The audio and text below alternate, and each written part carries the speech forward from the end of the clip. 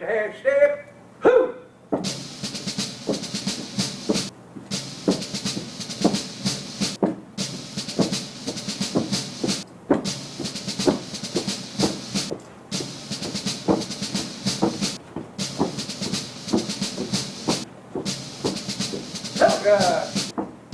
Up, left, hey, 3 step, up.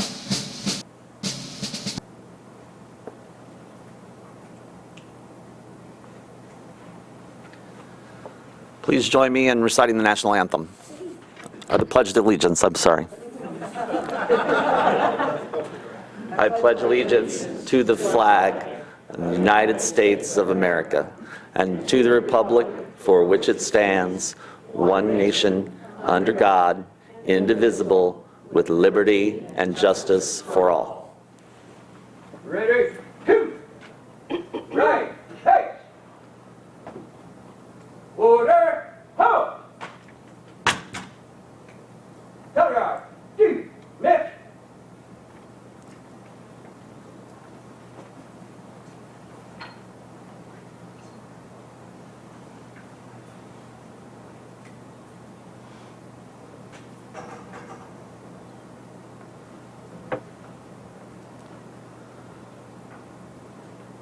All right, please be seated.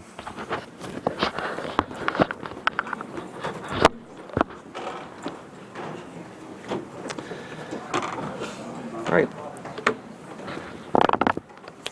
On behalf of the Board of Directors for Rainbow Elder Care, I want to thank everybody for joining us today. We appreciate it on this almost Veterans Day. Tomorrow, as you may know, probably know, is the official Veterans Day. But this is our second time doing this, our first time obviously last year. And so we like to do it on Sunday so that we can get all of our folks together and we don't bump into any of the other celebrations that some of the veterans may be participating in. So thank you for attending. The purpose of this really is to be sure that our LGBT veterans get recognized for their service. Some of them, many of them, had to serve in silence and in fear. Some before Don't Ask, Don't Tell, and some during Don't Ask, Don't Tell. And we want to be sure that, as often happens with history, that our LGBTQ family don't get marginalized, shoved into the shadows, and forgotten. Because you all were there too, helping to make this country what it is. You're part of the fabric of the country. And we want to be sure that that gets preserved and that your stories get told.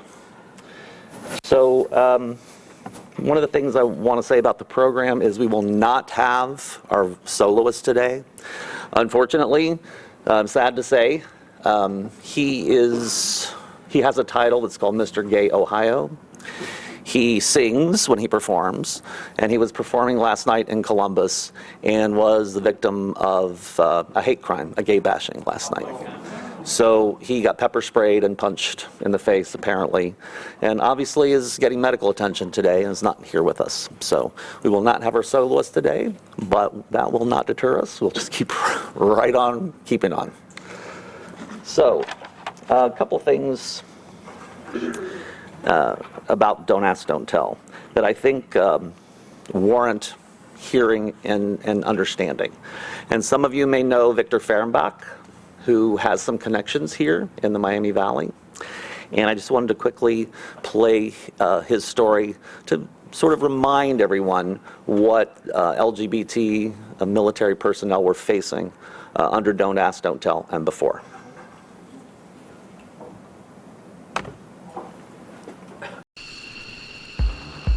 Say, what do you love about flying when you get to go upside down and 500 miles an hour every day?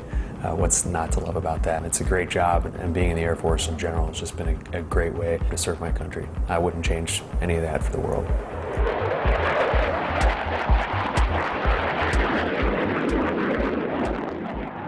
September 12th, 2008, I was served with the official letter from the 3-star general that basically said we intend to discharge you under Don't Ask, Don't Tell. I was outed by a third party, basically turned me into the military for being gay. I've felt a sense of urgency since the day this all started. I'm on the clock. If I had to guess, I think I will be discharged in about 45 days. It was devastating. Everything I had known for 18, 22, if you could look at the 4 years I was in ROTC, the life I knew it for 22 years was over. About 4 or 5 days, again, after that shock wore off, I sort of crept in the back of my mind is, what if I said something? What if I was able to tell my story? And what if my story was a way that might be able to influence change? I never thought I would have the courage to do it. We are going to open up opportunity for everybody. We are going to transform this nation for everybody. I thought to myself, what if I did give up, accepted the discharge, and then in January,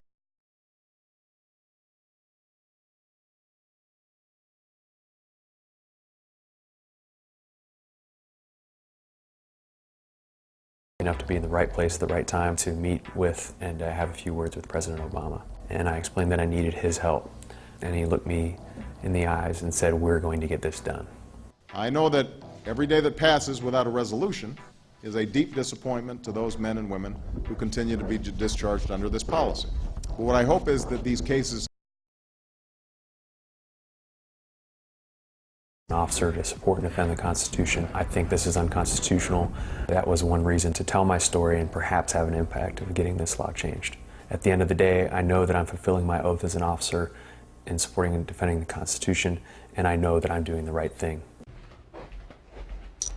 This is the Air Medal, and here it shows 9, and that was the Air Medal that I got for heroism. Basically, the night the Army took Baghdad at airport, we were able to find and take out an enemy ambush site, and my wingman had an aircraft malfunction, and we were under constant enemy surface-to-air missile fire. We had 8 shots at us, and constant AAA fire.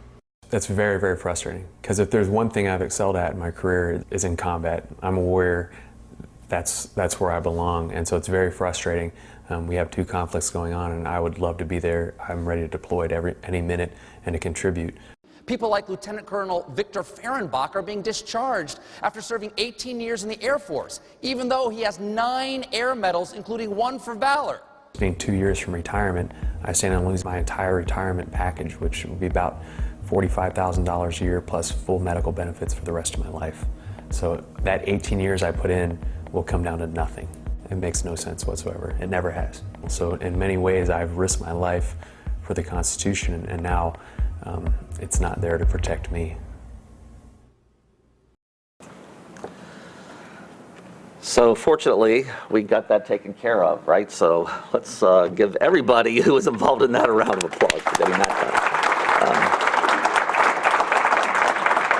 done. But I just wanted to show that as a reminder, because I think as time goes on, as we become more equal in our society at large, but also in the military, it's easy to forget, I think, what people were dealing with and what their experience was. And I just want to be sure that we never forget how we got here. So Cassie Barlow is with us today. Cassie's going to make some special remarks here for us. And as some of you know, many of you may know, Cassie was the base commander for the 88th Air Wing. And if you don't know about the 88th Air Wing, it's one of the bigger air bases in the country. And when you are the commander, you are leading over 5,000 military, civilians, and contractors. So, as people say, it's a big effing deal, to be the base commander for the 88th Air Wing. But now, Cassie is with the Southwestern Ohio Council for Higher Education. I think it's Sochi. Did I get that right? Sochi? And she joined working on developing opportunities, continuing education opportunities for the Aerospace Professional Development Division. But then, as often happens with Cassie, she moved right into, I think, a chief operating officer's role, and then not too long after that, she became president. And that's the role that she holds today. What Sochi does, it's a consortium of 23 colleges in the region dedicated to promoting higher education and paths to employment. But she's involved in numerous community activities and organizations and nonprofit efforts. Most of them, a lot of them, have to do with veterans. So one of the things that she is involved with is she actually founded and chaired the My Veteran Community, which is a consortium of nonprofit and governmental agencies focused on improving service to veterans. And she spearheaded the Veterans Moving Forward annual resource fair, which I think now is in its like 4th or 5th year maybe, something like that. And a research program called VetsLink, which is a 24/7 linking service to get vets hooked up with resources and information that they need across the Miami Valley. But I first got to know Cassie when I was working with the Alzheimer's Association. So she was a very devoted volunteer, and as I said earlier, it wasn't too long after that that she became a board member. That happens a lot with Cassie. I don't know how she does all that she does. But I also got to know her husband Tim and her daughter Emma, just really great family. And we started working together a little bit on the Walk to End Alzheimer's. And Cassie was kind enough to volunteer with an idea that I had because I thought, well, you know, everybody knows Cassie Barlow and she was the base commander, so how about we take advantage of that?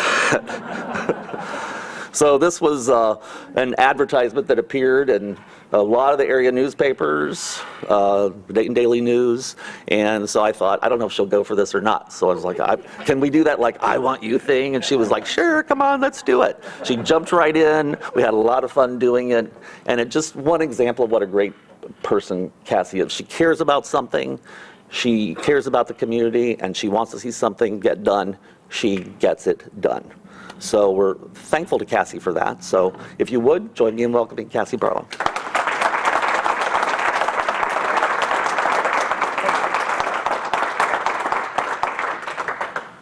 So funny story about that picture. It was in the Dayton Daily News, I think several times before the walk. And sometimes I forget my mother lives with me.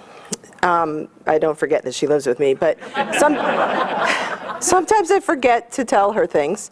So she's 90, and she's flipping through the paper one day, and she sees this picture. She's like, Cassie, there's this picture in the paper, and the person looks an awful lot like you. I was like, Mom, that is me. Oh, well, why didn't you tell me? Yeah, there we go. So, Jerry, thank you so much. Thank you for that kind introduction. Thank you for this. Thank you for the second year of this. This is amazing, and I really appreciate being a part today. So happy 101st Veterans Day. 101 years.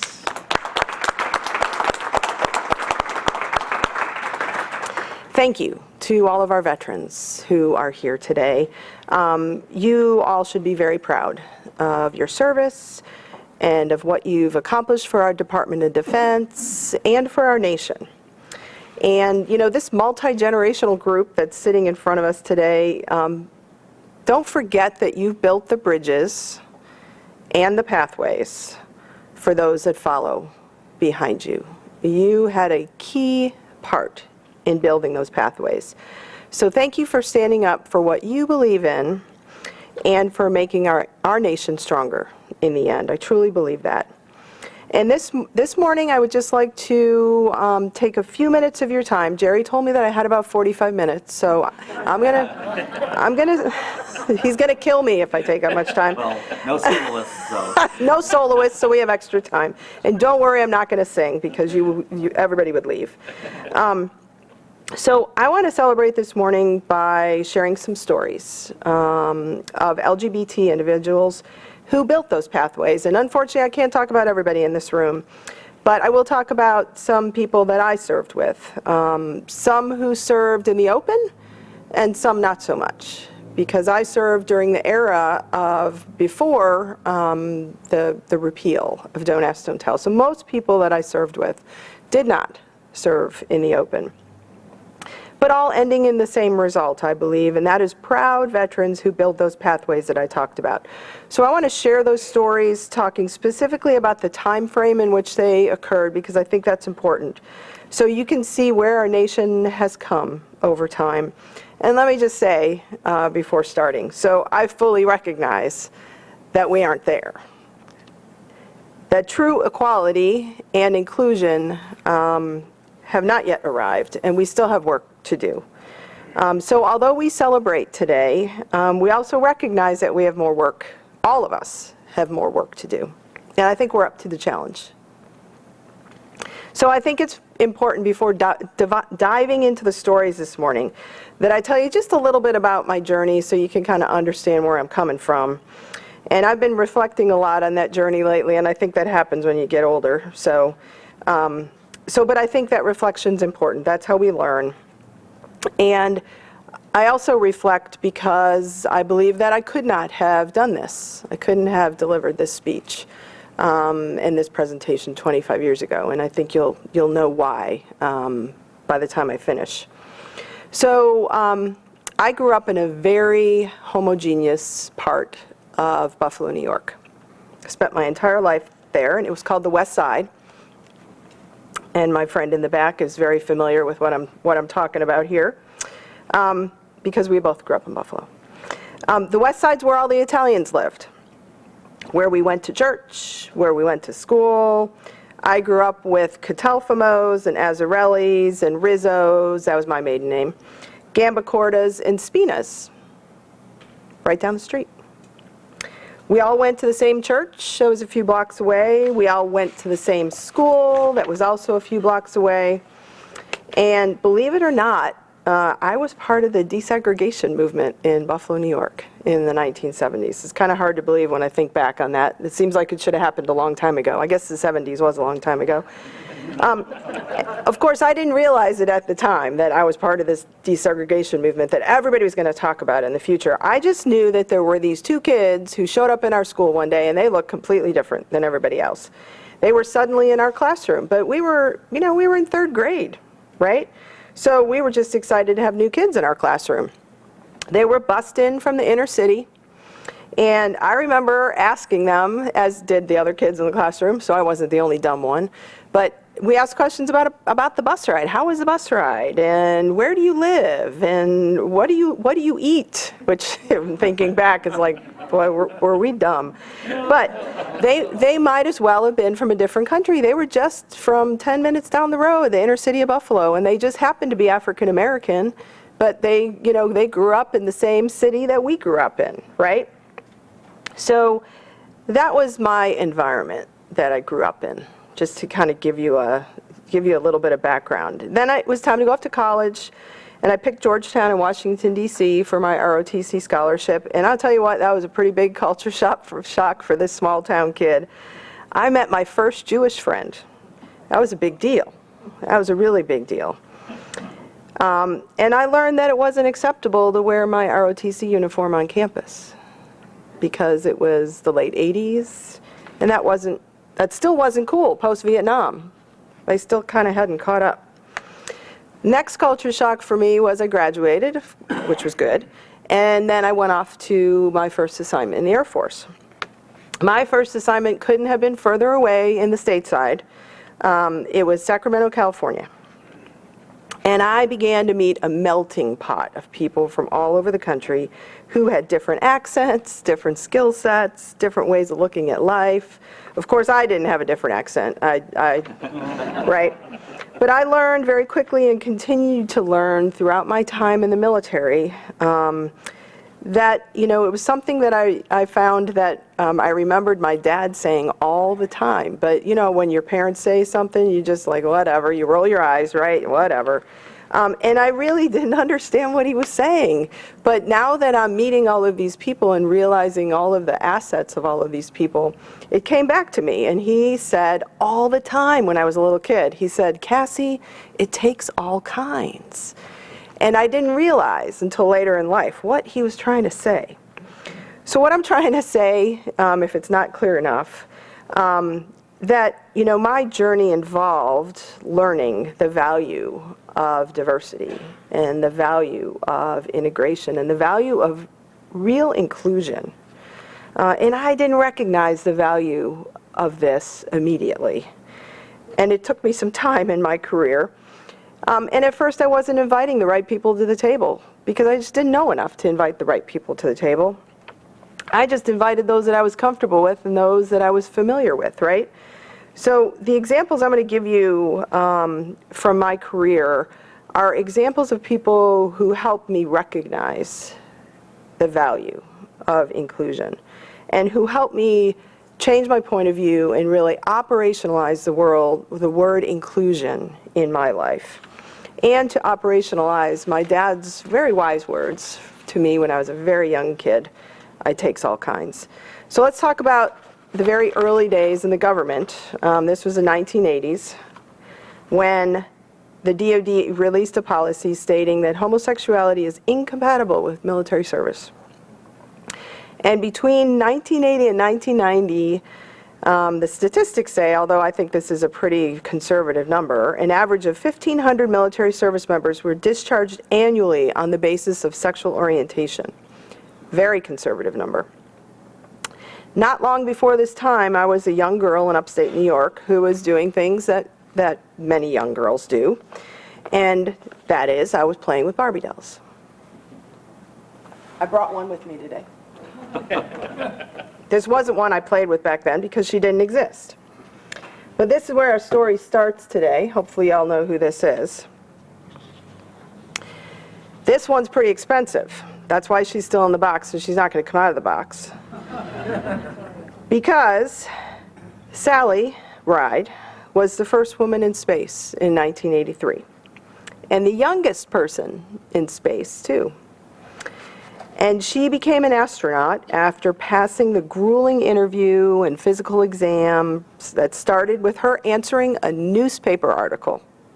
Answering a newspaper article about them wanting to hire astronauts. So she broke so many barriers. She broke barriers for women for many years. And later in life, we found that she was breaking barriers for gay and lesbian individuals as well. Before her launch into space, she was asked really several questions about going into space and how it was going to affect her ability to reproduce and what kind of makeup she was going to take along. Because those are the questions we asked in the 1980s. These weren't questions that we asked of men, of course. We didn't ask them about their underwear and her answer was, God bless her, it's too bad that it's such a big deal. These things are such a big deal and our society isn't further along. Ride was a PhD physicist who served for many years after her flight as a professor at UC San Diego. She was also a member of the President's Committee of Advisors on S&T and served on the advisory board of the National Women's History Museum. Ride was an extremely private person, and I think we know now why. It was only after her passing when her 27-year relationship with a lifelong friend became public. Now, before Ride had cancer, and she was they knew that she didn't have much time left, and she had a conversation with her partner.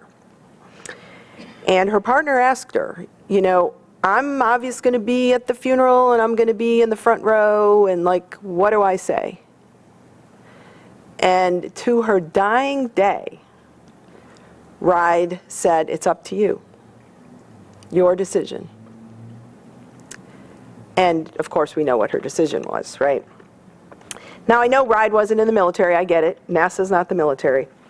But the reason I talk about her today is because NASA's policies were very, very similar to the DoD's at the time.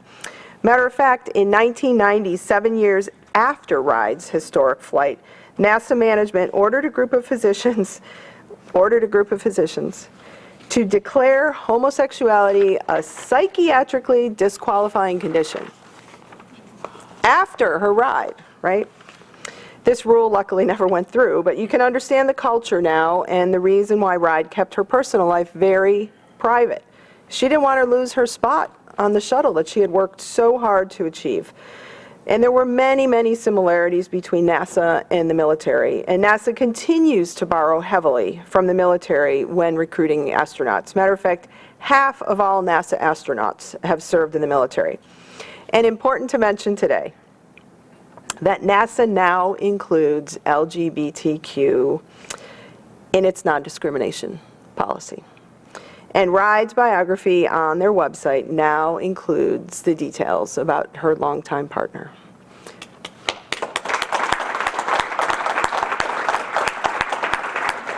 So progress.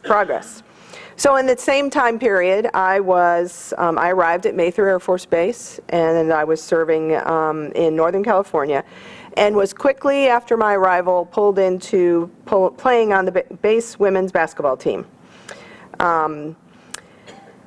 And we had a great group of women who we traveled all over the country together, and as a result of this travel with each other, we got to know each other pretty well. And many of us, this is 30 years later, are still very, very good friends. We had all grown up playing basketball in our different high schools and colleges around the country, and really enjoyed sharing our love of the game. There was one young lady on her team who was very, very private and didn't share much about her life. She always showed up late. She always left early, wherever we were, whatever event we were at. At most of our games, all of our families and friends sat together, and she never had anybody who joined her and at the game, at least that we knew of. But we noticed at every game there was a group of ladies who cheered for us. They just sat in a different part of the gym. And we eventually figured out, we knew who they were. They were friends of hers. Our friend and teammate was, of course, a lesbian who loved to serve her country as an aircraft mechanic. Matter of fact, that's all she talked about, is being an aircraft mechanic. But she was desperately afraid of being found out and kicked out. And she couldn't even share her life with those who were closest to her, and that was all of us, her friends and her teammates. And I believe that people in Sally Ride's and my friend's generation, like I said, have built those bridges and pathways, just like all of you have. Matter of fact, the next person I want to talk about definitely had the pleasure of walking on those pathways as a result of Sally and my friend and their peers at the time. And of course, you know, both Sally and my friend served during the time frame pre-2011, where there was no ability to serve openly. So let's fast forward then to current day, past the 2011 repeal of Don't Ask, Don't Tell. And as a brand new wing commander at Wright-Patterson, I was summoned to San Antonio, Texas, along with my 200 fellow wing commanders from wing commander colleagues from across the country, and we were there to meet with the Air Force Chief of Staff, who is our top-ranking person in the Air Force. He had scheduled for us 2 days of presentations on culture. And based on the rise in sexual assaults in the Air Force, he was concerned that we had a cultural issue in the Air Force. So at the end of these 2 days of many, many experts coming in and talking to us, he charged us to go back to our bases across the country and fix the problem. I got to say that I didn't sleep very well for the next few days. I knew that changing the culture of an organization was a big deal, and I was going to need some help, and it wasn't going to be quick. So the first thing I did was I got back and I debriefed all the senior leaders in the organization. We had a conversation. I asked them for their input. They all sat and listened to me very carefully, very quietly, and then kind of looked at me like, okay, boss, what's next? They quickly missed my point there, right? My point was I was calling them together to let's brainstorm, let's figure out how to do this. So I thought, okay, I need a different approach. So I thought, well, we've got this whole group of young people on base, and the majority of the incidents seem to be occurring within this group. So let's talk with them. Let's start the culture change from the bottom up, right? So I asked to meet with everybody on base who was 24 years and under. So if you can picture a large auditorium, about 1,000 people, 1,000 young people, and then me. I asked for no other senior leaders to be in the room, so no other commanders, no other first sergeants, because I wanted our airmen to be able to speak freely. And I felt like if it was just me and them, they could speak freely. So I presented the data, I talked about culture, and then I told them, that I reminded them that this was their Air Force, and they were going to be around a lot longer than I was, and that I needed their help in leading this change. I asked them to help me put together a small team to address the issues. And then I waited. I just stood there kind of like I'm standing here looking at you, except I wasn't talking. And I waited. And it seemed like about 10 minutes. It was only about 30 seconds, but it seemed like about 10 minutes when there was a young lady about halfway back in the auditorium who stood up. And she said simply, "Ma'am, I'll help."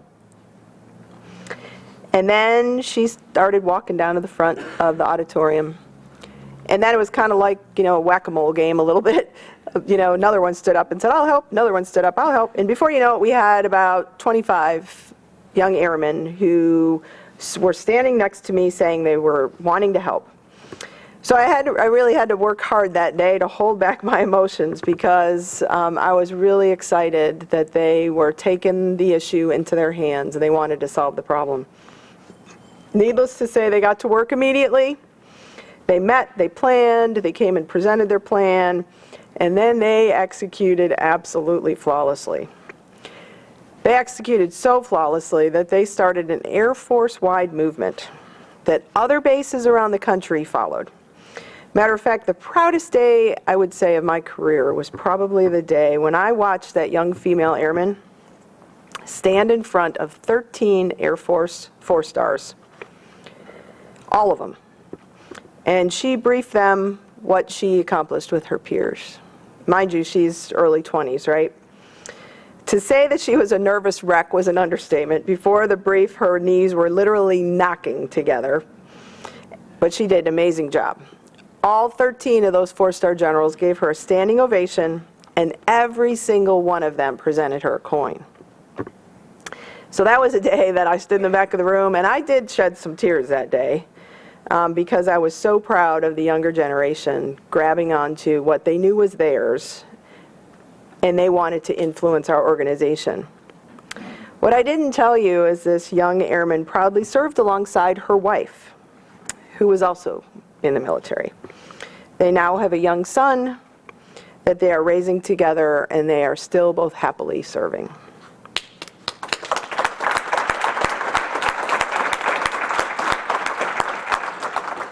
So I have many, many more stories exactly like that, where I served alongside many gay and lesbian service members, both before Don't Ask, Don't Tell, and after.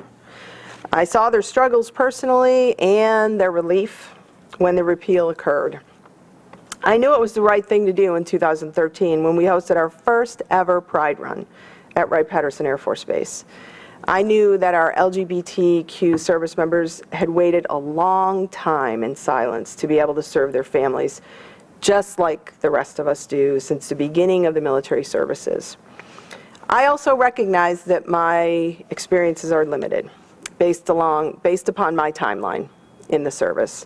So as a result, I did not serve with open transgender service members. And I recognize there are still many, many challenges for these service members to be able to serve their country. But I know that someday we will achieve full equality and will be able to fully take advantage of the skills and talents of the entire workforce while welcoming everyone into the best Department of Defense in the entire world. So until then, let's celebrate what we have achieved thus far and the amazing veterans in the room who have given their best for the country that they love. So thank you again for the opportunity to be here with you today, and thank you again for your service.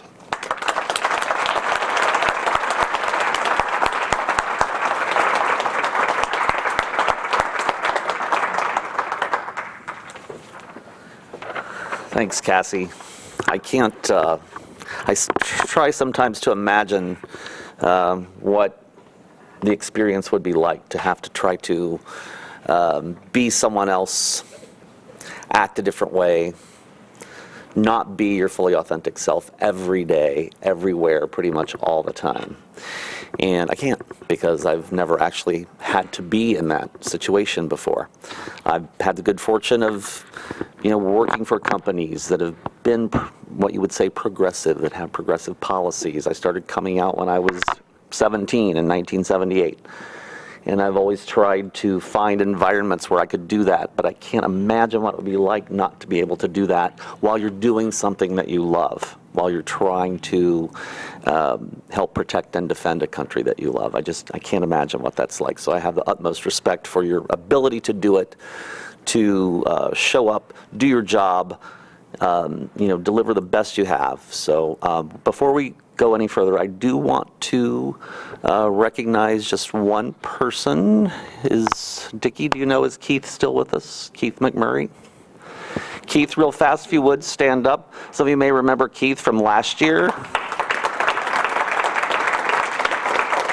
So Keith is now, 95 years old, World War II veteran, was in the Air Corps before there was an Air Force. So he's back with us again this year, so we're glad to see you, Keith. Because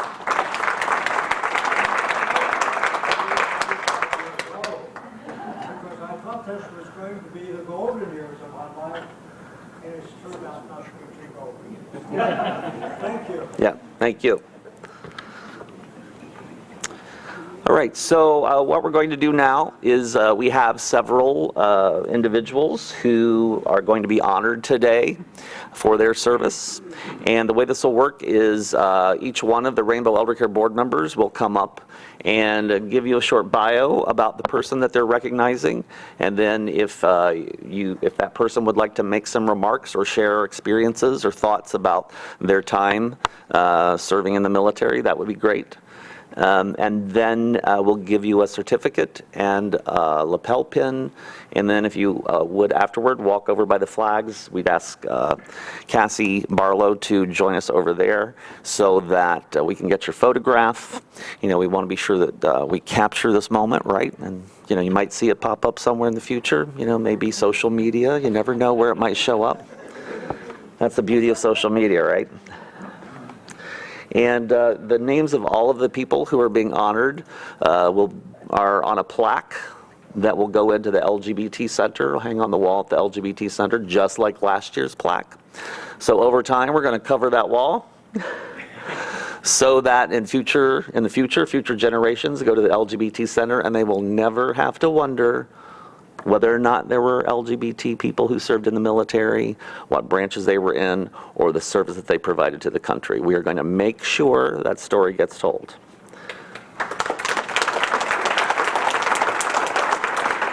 All right, so I think Steve and Jeff, you're first up here to recognize Betty J. Wilson.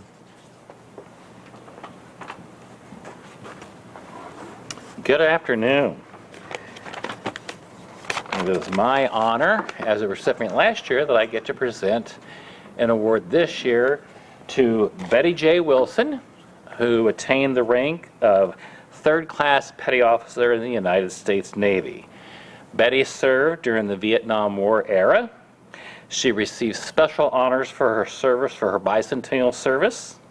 She did 3 years of active duty and 2 years in the reserve. Betty served at the Philly Naval Base, and she was attached to the commander of the 4th Naval District.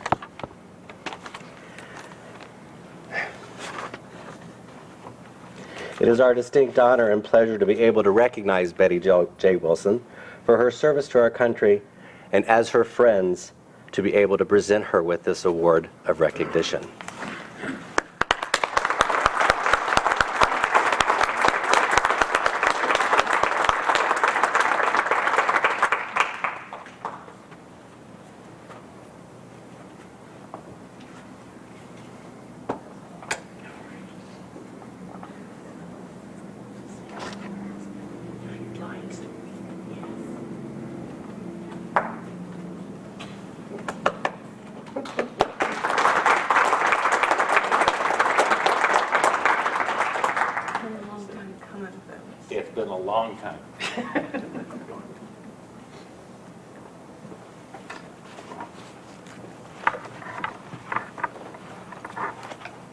Well, Commander Barlow, I get to follow you. Maybe your Sally Ride can come over and hang out with my Lieutenant Uhura, or my Wonder Woman, or some of the other women from the island she came from. Seriously, it's my pleasure and my honor to follow you. Well, guys, I was in the military before Don't Ask, Don't Tell. I was in from 74 to 77 on active duty. It was that time where you had to lie about the questions so you could get in.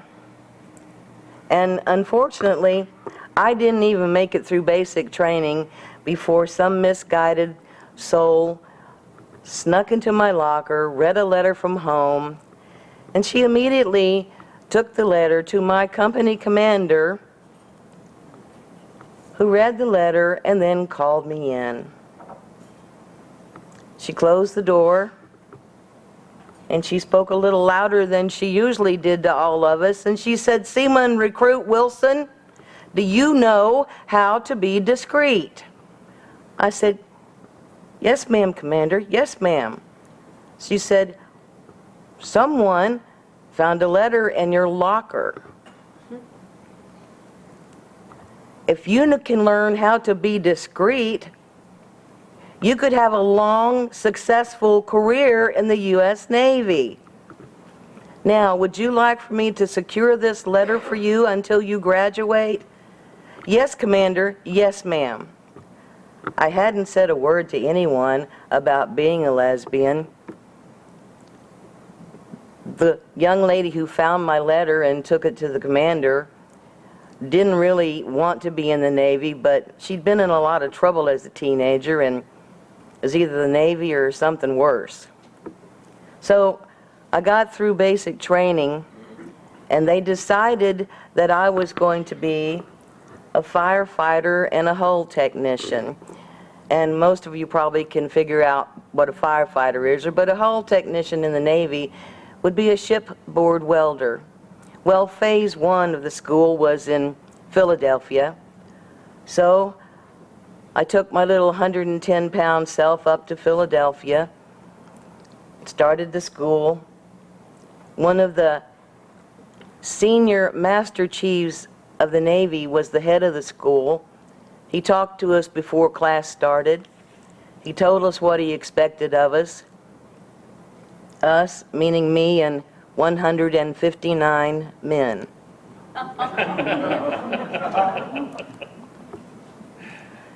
They knew what they weren't supposed to do and what they were supposed to do. And me, they'd already found out about me once. So I'm going to learn all I can, be as strong as I can, and learn how to do this job, because the Navy needs female firefighters and hull technicians. Well, a couple of weeks into school, during fire training, I went to put on my fire boots, and something kept sticking in my foot. Took my boots off, and it was ground up green glass. I shook it out of my boot, put my boot back on. I never said a word, and I didn't quit. A couple weeks later, we were doing time trials carrying a P250 bilge pump. Now, if anybody knows what that is, it's a very heavy piece of equipment used to sump water off a ship should the ship, be sinking or be flooded or whatever. Well, I had a partner, of course, because those son of a guns are heavy. Well, I grabbed my side, he has his side. About halfway through, he decides to drop his side. So, of course, I hit the deck really hard, hurt my knee really badly, but I never said a word, I never told, and I didn't quit.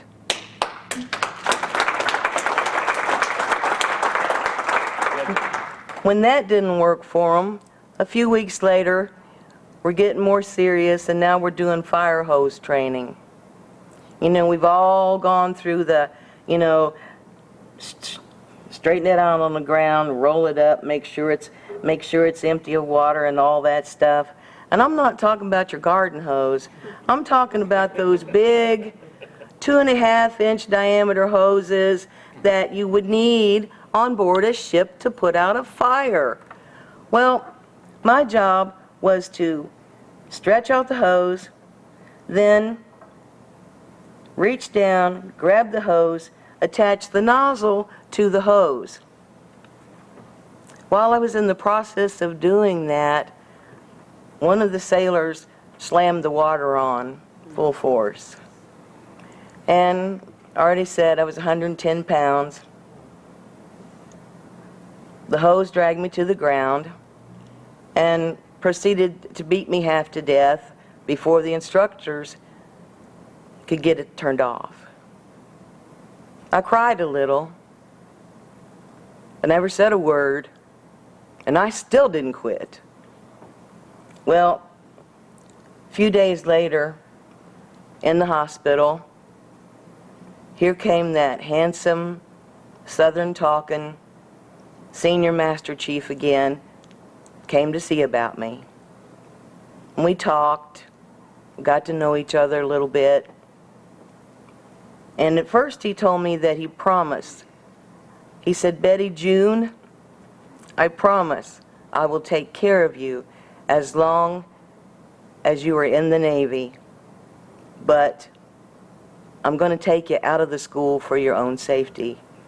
Then I cried a lot. But I hadn't quit. It was shortly after that that had enough time to recuperate. Had to continue with my physical therapy, but Senior Master Chief called me, the barracks. He said, "Put on your best uniform." I had two choices. "Put on your best uniform, you're going somewhere." So I put on my best uniform, and he took me to the command building. I said, okay. And first, I met the Admiral's driver. Then I met the Admiral's aide. Then I met the Admiral's staff. And then I met the Admiral. And he said, "I have a job for you, young lady. From what I understand from Senior Master Chief here, you'd be a tremendous asset to what we have going on here." And I'm kind of dumbstruck. I said, "Yes, sir. Yes, sir, Admiral. I will do my best." That was the day I joined the command staff of the 4th Naval District. And we did things like, we sent representatives to the junior ROTC units throughout the 4th Naval District, 19 units. We taught them everything from how to properly wear that uniform to how to act, protocol, military conduct, that sort. And every time these kids had a prom or a dance, we represented the Navy and went and represented those kids. It was the most wonderful experience of my young life. And then the bicentennial came along. You know, it's a whole year of preparation. The country's 200th birthday is a pretty big deal, right? So I'm on the preparation team. My commanding officer is bilingual. My chief is also bilingual. So we're on the greeting committee when all of our allies from all over the world come to Philadelphia to help us celebrate our birthday. Wonderful experience. And we went on board a Spanish sailing ship, and you know, I'm an American sailor, independent woman. So when we went on board the Spanish sailing ship, and all the sailors and the men were smoking cigarettes and drinking wine. So I sat down and followed my protocol and took off my little dress gloves and put them in my purse and lit myself a cigarette. And every Spanish eye in the room turned to look at me. And I leaned over and I said, Commander, find out what it is. So the commander spoke to the captain, and the captain simply said, Spanish men are not accustomed to American liberated women. Our women do not smoke in front of the men. And we all laughed about it, and we got on with it. And one of the other neat things that I got to do while on active duty was, I know some of you have at least heard about the Intrepid, the Fighting Eye. She's a museum in New York City now. And me and my team, we were honored to be able to do guided tours for all the visitors coming to Philadelphia on board that aircraft carrier that had been so brave and survived so much during 1, 2, 3 wars.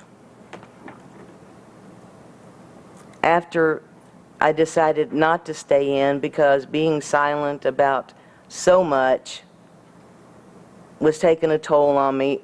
I've never been in. You know, I've never gone through a period where I was ashamed of who God made me to be. And I'd been out since I was old enough to work, and having to be quiet and not be who I was, even though I was extremely discreet, it got to be too much for me, so I decided to leave the service. A little extra thing that I want to share with you is I didn't have a driver's license yet because I was real young. I went to a bar in Philadelphia called the Upstairs Room. I showed my military ID to the very large, intimidating woman at the door, and she said, "Don't you ever show that to me again." She said, "I'm here every weekend. I'm not going to forget that pretty face. But don't you show that again to me. You're off limits here." And that's what I want to share with you about my serving in silence. I didn't stop. I didn't tell. I didn't quit. I didn't tell on myself, but we all have gaydar. And I wasn't lonely when I was in the Navy. And that's been my motto for life. If I care about something, if I believe in something, if I want to make it better, the Navy taught me to do that. Thank you.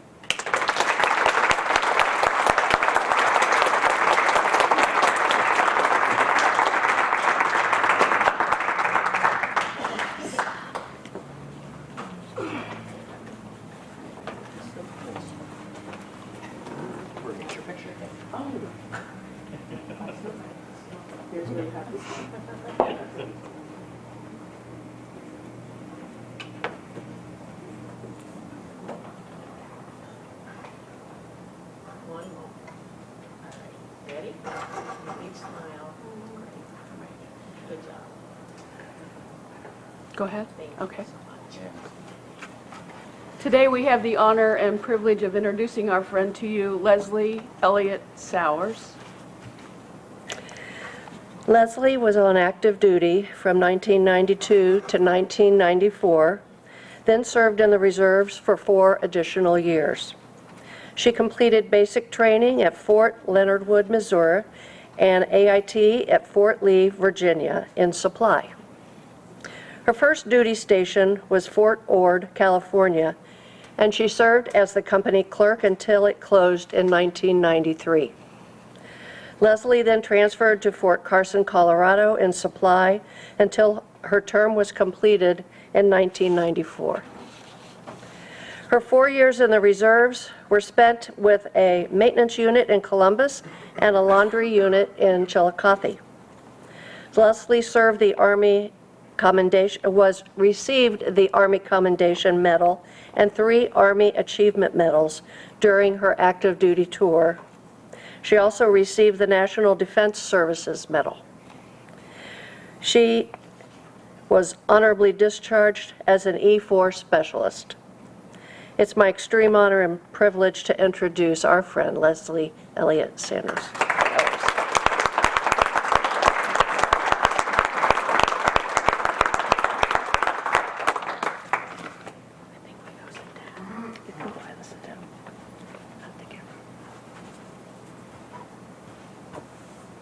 Wow. What an amazing event. If I think it was 25 years ago when I was released from active duty, that I would be standing here as an out lesbian being honored for military service with amazing people, and the women then that I follow in speaking is a complete honor, and like I said, very hard for me to comprehend that we are here at this point in our lives and in the world. So I just want to talk about a couple experiences, I guess I would say. My experience as in active duty was very different than a lot, I'm sure, what we're going to hear today. When I decided to join the Army, I was a hot mess. I was 21 years old, gay, but lived in a life that could not be gay. I'm a preacher's kid, so that says a lot. I'm a preacher's kid of a very, very conservative religion, and it was not okay to be gay. So when those struggles of how to reconcile that and what am I going to do with my life kind of thing, I had been thrown out of my house for being gay, so I was trying very hard to get past it. I could overcome being gay, and what a great way to do that, by joining the Army. Especially at that time in the Army. I was not going to be gay. I could not be gay. I couldn't talk about it. So it worked really well for me, which is horrible but great all at the same time. The Army was a great experience for me. I needed college money. I needed to grow up. I needed to be independent. And I learned all of that in the military. When I was stationed in Fort Ord, I was not a company clerk person. I was a supply person, but the position was open, so I worked for a company commander, and I worked a lot. And it was a great experience. Like I said, I learned that I could do whatever I needed to do. I could be straight, and I didn't have to, there was no talking about it. I had lots of gay friends, gay roommates. You knew who was gay, you knew who was not, you knew who, they knew who to trust and who not to trust. But it was a process that worked at the time. And then I was transferred to Fort Carson, Colorado. And I had a roommate there, a gay roommate, her name Lily Ramirez. We are good friends to this day. She was gay, and lots of people knew it. She was smart about who she told and who she trusted, but that's the other great thing about the Army is in my rank and my people, you trusted them. You had to trust them. They were your people, your battle buddy, your roommate. You knew that no matter what came, you could trust them. So we had that environment. But Ramirez lived in San Antonio, Texas, and she needed a ride home on a break. And there was a young female lieutenant who was from the same area as Ramirez. And sometimes you get comfortable with your people and that. And Ramirez got a little too comfortable with the young lieutenant and made a comment, offhand comment that you do is, is you relax. You let the guard down. And Ramirez made an offhanded comment to this lieutenant. And an investigation started as soon as she returned to base. Well, I'm a roommate. So there was lots of interviews, interrogations of Ramirez, what's her life, did you have any inkling? And I'm a very closeted, deep closeted person at this point in time, but there was never a moment of hesitation I was going to lie to whoever I needed to lie to, because she was a great person, she was a great soldier. She did what she was supposed to do. She did her job, and she was really good at it. So the interrogation, it was rough. They go through everything. They're going through cars. They're interviewing everyone. And Ramirez did not have an option of going back home. She needed the military service. So Ramirez found a gay soldier who did not want to, obviously couldn't talk about it, wanted to take any kind of suspicion away from him, and they got married. So they married during active duty time so they would both be able to serve their time. And if you think about that, it was it worked out for the moment for them, but what a horrible decision to have to make in your life, to marry just so you can keep doing your job that you're good at and that is needed. So and then I got released, and she's married, and she has better housing. So she went with that until she got out. We're still friends today, and obviously they are not married, and she's happily married to a woman at this point in time, and she survived it. It's sad that you have to survive that versus thrive during that time. But back to my life. So while the Army met all of my needs, it also reinforced that oh yeah, being gay is wrong. Don't be gay, you'll get investigated. You'll be thrown out. It reinforced everything that my family had told me, everything that society was telling me, my small town was telling me.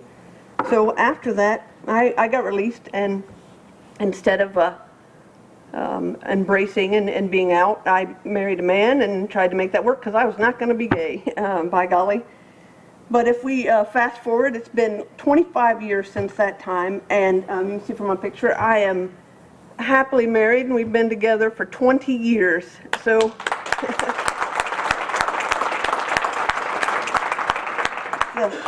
one thing the military taught me is just to be persistent. So it took me a bit to figure it out, and I had some recovery time, I call it, from the military.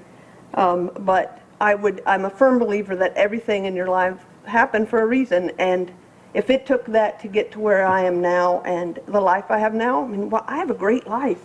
I have a great life, and I'm very happy and very thankful for what the military did teach me, and I would actually do it again in a minute. It was a great honor to serve my country, and it's a great honor to be here today, and I'm very appreciative for all of you and for the recognition.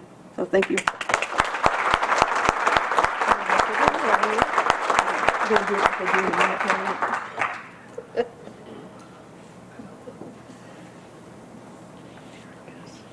I'll give you the certificate. We'll take it.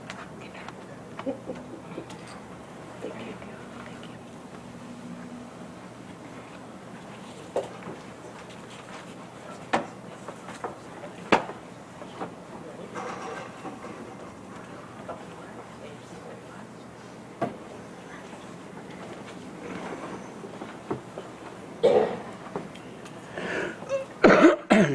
First of all, I want to how do you introduce someone and not tell some stories or tell their history? But the biggest thing I've noticed today is we started out with, we have a situation that's still going on, gay bashing.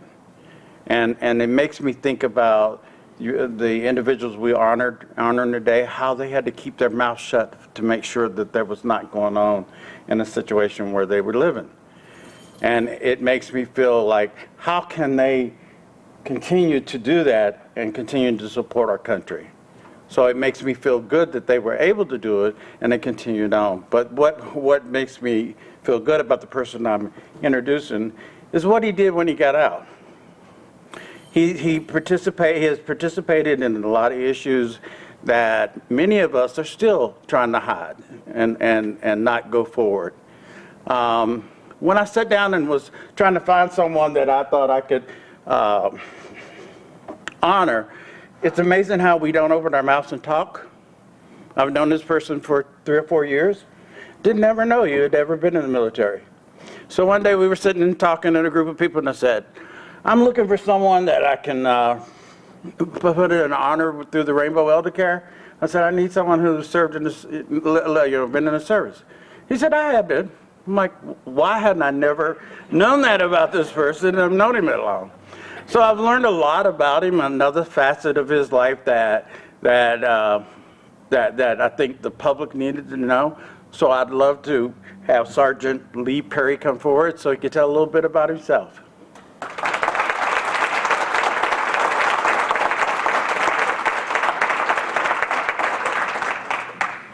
I'm like, wow. That's too many things.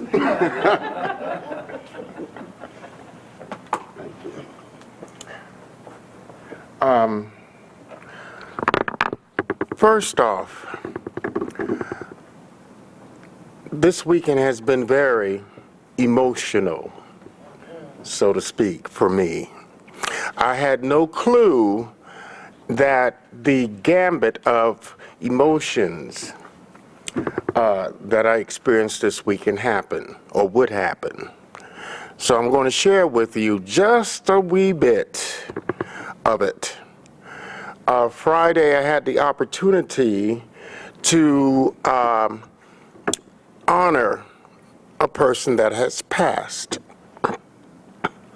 And I did a speech.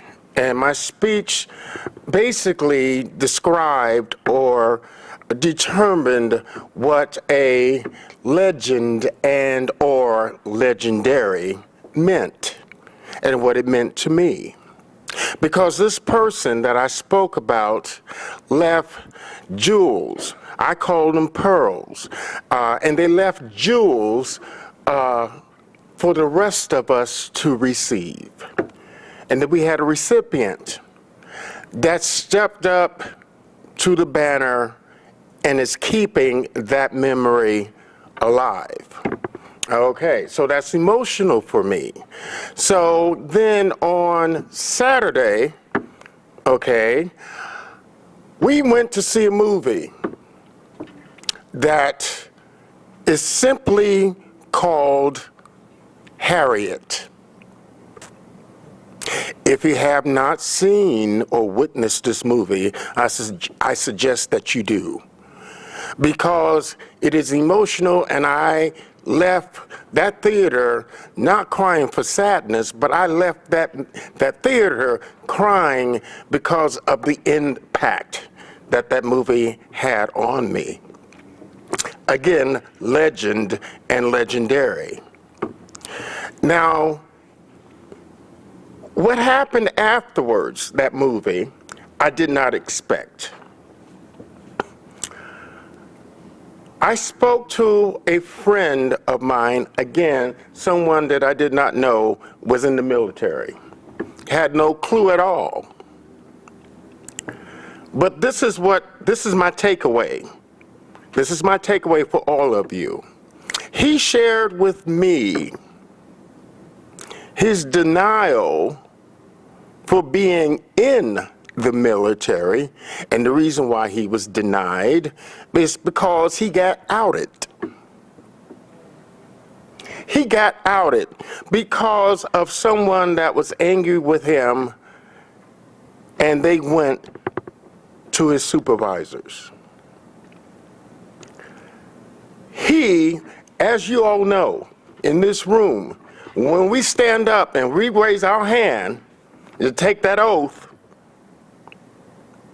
we mean that, and we mean it for real, for real. I could tell and feel the hurt that he had in telling his story to me, because he was denied the opportunity to serve his country. He was denied, and it changed his whole life. So, I'm making this short. Oh, you, okay, all right, fine. I'm making this short. This recognition for me is not just for me. This recognition is for everyone that did not have the chance to serve. It was stolen from him. And then it made me realize the countless of people that happened to. They're living their lives feeling that they are not worth it, and they always were. They would not have signed up for it to begin with. This recognition today is for me, and it's for everyone that could not serve. Thank you.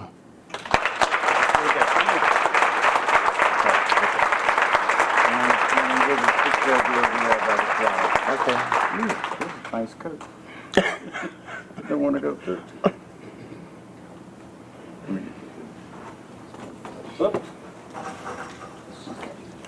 Good afternoon. I'm Dickie Wilson from Rainbow Elder Care.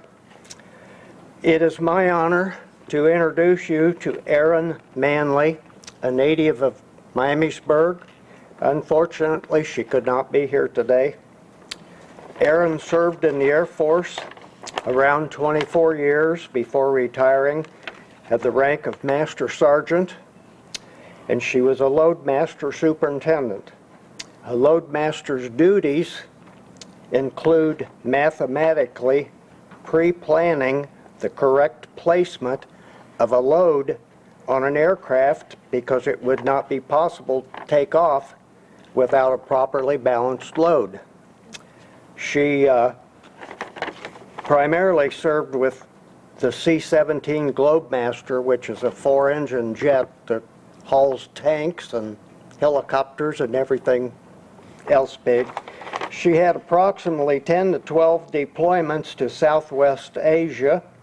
Her deployment in 2012, she made history, the first woman by certifying the first 2 Afghan instructor loadmasters, thus enabling the transition of the airlift operations to an autonomous Afghan Air Force.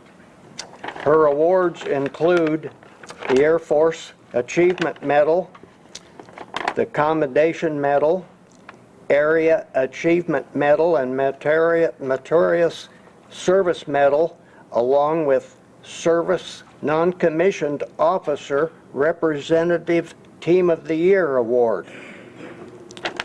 She enjoys running, boating, camping, and the outdoors.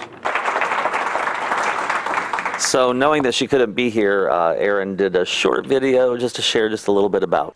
Hi, Erin. Thank you very much. I appreciate you nominating me and sharing my story with everyone. I know you have similar situation with training the Saudi men, and it by far is a difficult situation to be in, and especially as a lesbian woman. It makes it even more trying.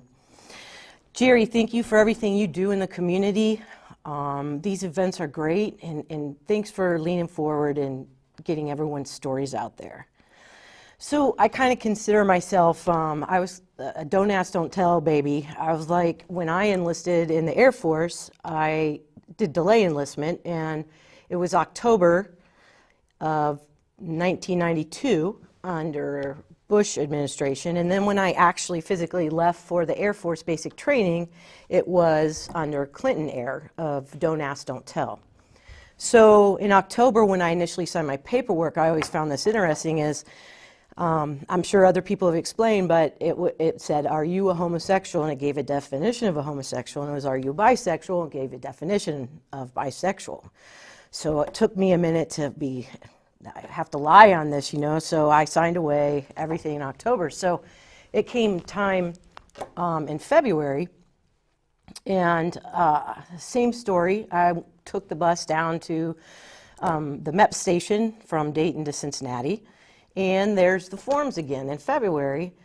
And when I'm processing everything, there's the same story, except the forms are blacked out. Are you a homosexual with the definition? All blacked out. So I signed away, and I fell under the don't ask, don't tell. So I went off to basic training, and it was in San Antonio, Texas. And then my tech school for training was also in San Antonio, Texas. But at this time, in our dorms, we had the old school payphones, and next to the payphone was a list of off-base establishments that you weren't allowed to go to, that were off limits. So it was gay bars, and a whole list of them, known gang member bars, list of them, and racial bars. So when it came time to be done with tech school, all I had to do was write, here's the cab number, and I had a whole list of bars when I had freedom from tech school that I could just call and go to. So I always thought that was kind of interesting, just the phase of where we got to. But then in September 2011, three significant things. One, I turned 40. Two, I was in Afghanistan turning 40. And three, there was no more don't ask, don't tell, and you could be gay. Anyways, I just wanted to share my story with you guys, and I'm sorry I couldn't be there. Thank you again, and I appreciate all of your support.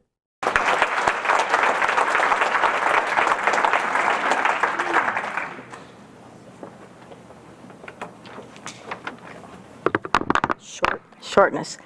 Hi, I'm Melissa Rodriguez, and it's my pleasure to introduce Kira Rain Keaton. She served in the Navy 2003 to 2008 as a corpsman, hospital corpsman on the USS Cape St. George CG-71, North Fork, Virginia, and later in Portsmouth, Virginia. She received the Global War on Terrorism ribbon during her service. She is a disabled veteran and activist for the LGBTQ community. She serves as a volunteer at Have a Gay Day and various other organizations. It's my honor to introduce Kira Keaton.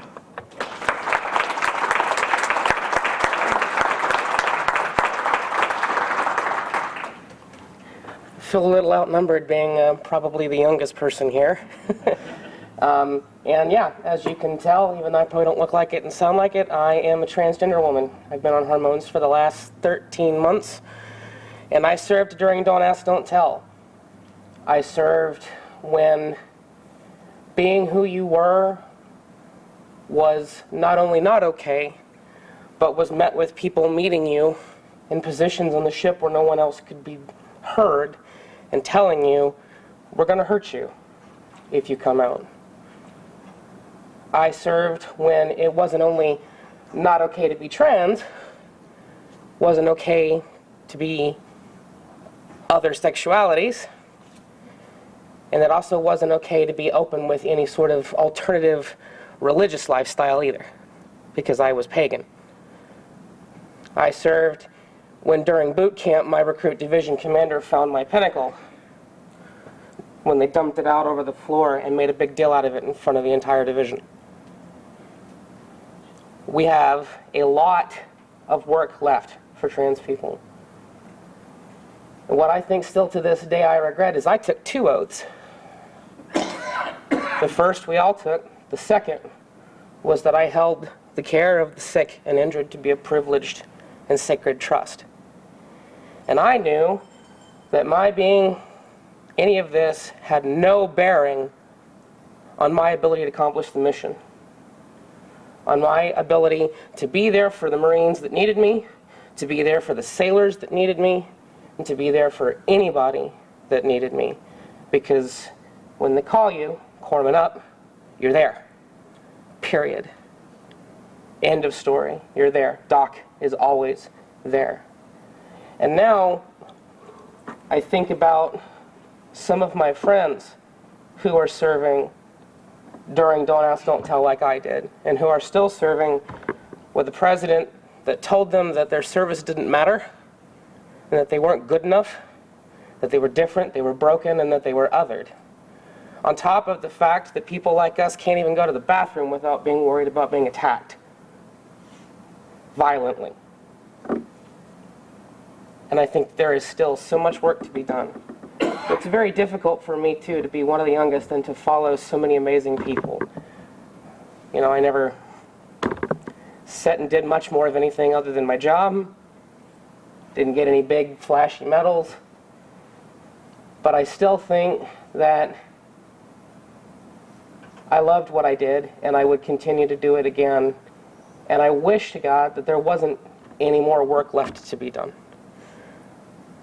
That as long as you can accomplish the mission that is laid before you, that you have volunteered to do, that's all that should matter. Nothing else should matter other than your ability to accomplish the mission that you volunteered to accomplish. That's the only thing that should matter.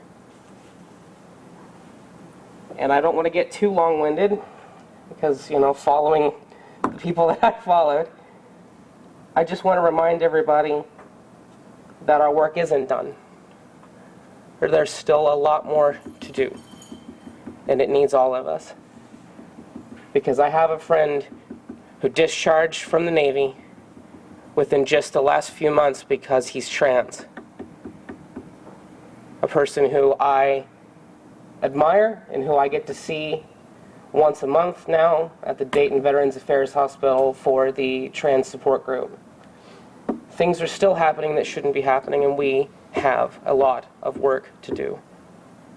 And I think it's our duty to continue, whether we're in or not, to make sure that in the future, whoever wants to serve can serve. As long as you can do the mission, that should be all that matters. Thanks.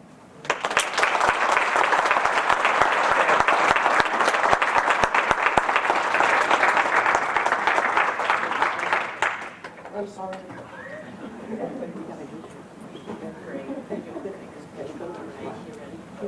That's great. You can hold your award up or not. That's cool. All right, so thank you so much.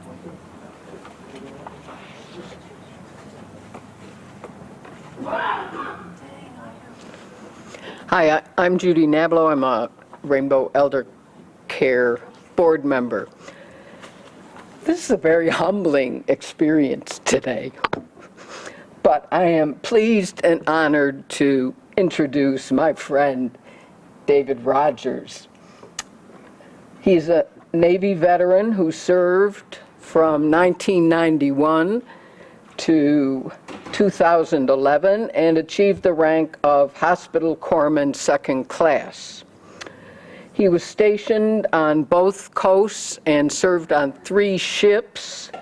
He is also a Desert Storm, Desert Shield vet.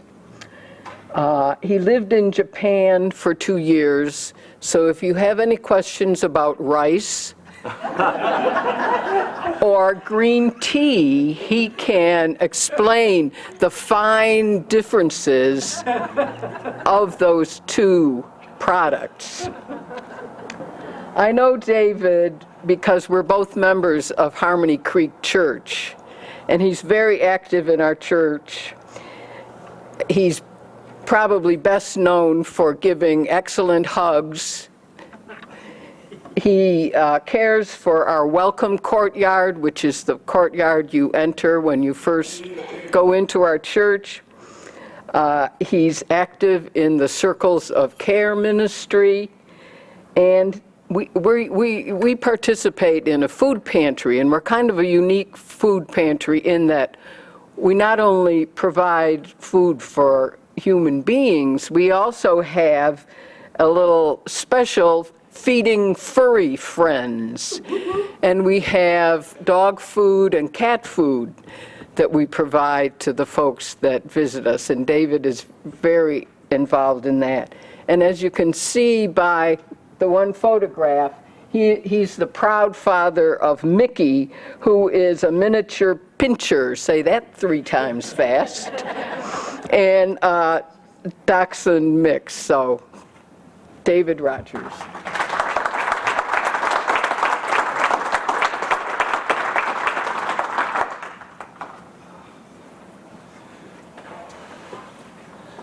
Well, first of all, thank you, Doc. Sierra, I'm proud to say that I'm following you.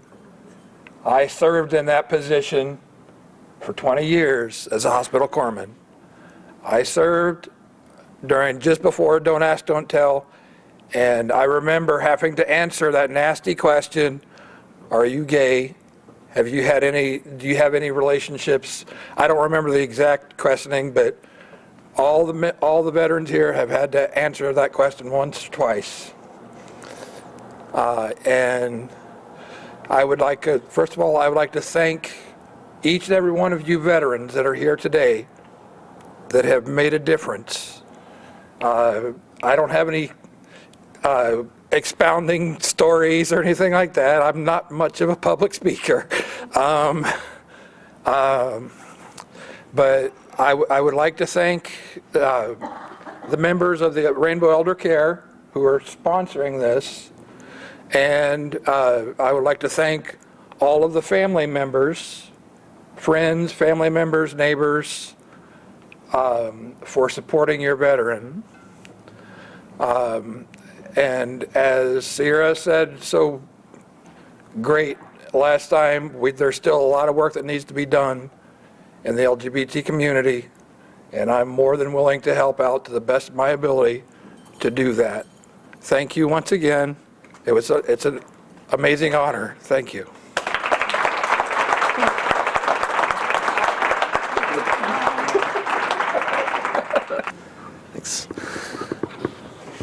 All right, it's my pleasure to present a certificate and pin to Andy Hawk. Andy was a captain in the Air Force from 1982 to 1985. Was stationed at Wright-Patterson Air Force Base, was an acquisition program officer, worked on the engine program for the B-1 bomber, and managed changes to the engine design. From 1985 to 1989, was stationed at Barksdale Air Force Base in Louisiana. Was a logistics plans officer and worked on base plans to support various SAC war plans for conventional and nuclear operations. Developed database applications to support processing of personnel for deployments. So all you folks who got deployed during that time, you either have Andy to thank or blame, however you want to look at it. 1989 to 1992 was back at Wright-Patterson Air Force Base as an acquisition program officer and worked on programs for modernizing and upgrading strategic systems, including the B-52 defensive avionics upgrade to support bombing of Iraq and Operation Desert Storm. Andy received several medals, including the Air Force Commendation Medal, the Air Force Achievement Medal, and the National Defense Service Medal. And anyone who's involved in the LGBT community here to any great degree probably knows or has seen Andy. Andy's involved in a variety of things in our community, from the Gatlin Dame Transgender Advocacy, Education, and Support Group, to Have a Gay Day, to Public Health's LGBTQ Health Alliance, to being on the board of PFLAG. And she's done some work with Rainbow Elder Care. So if you're around at all, you've probably met Andy, but if not, you'll get to meet her today. She puts out a lot of love, great positive energy into the universe, and I just can't say enough kind things about her, really. She's making such a difference in our community. So Andy, come on up.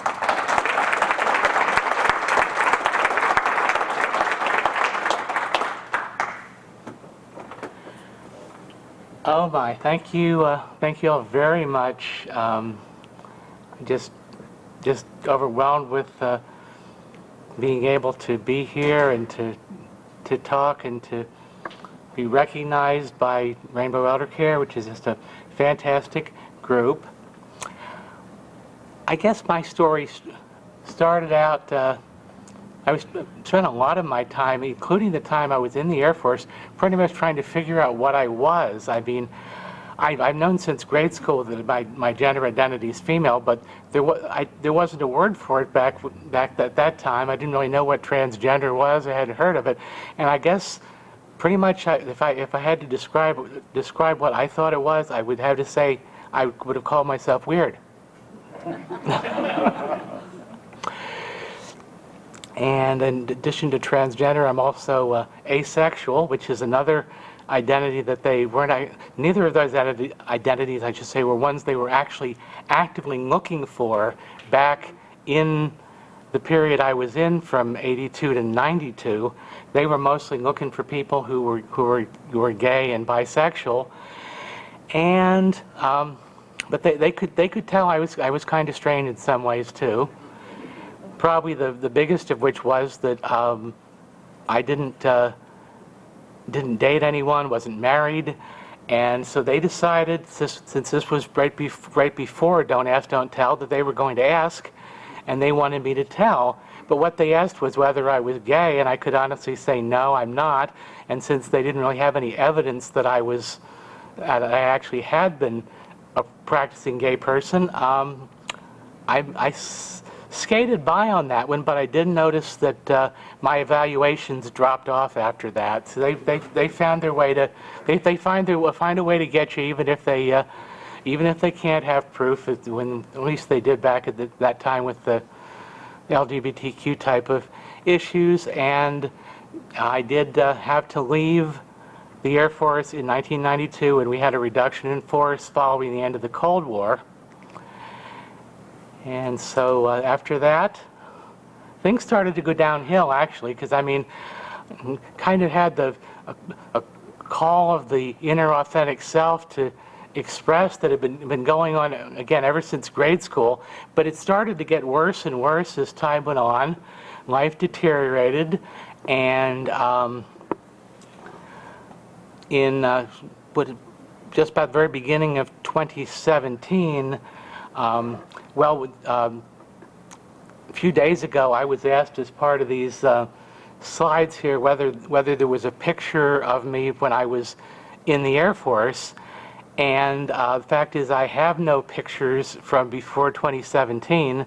The reason being because that was when I became homeless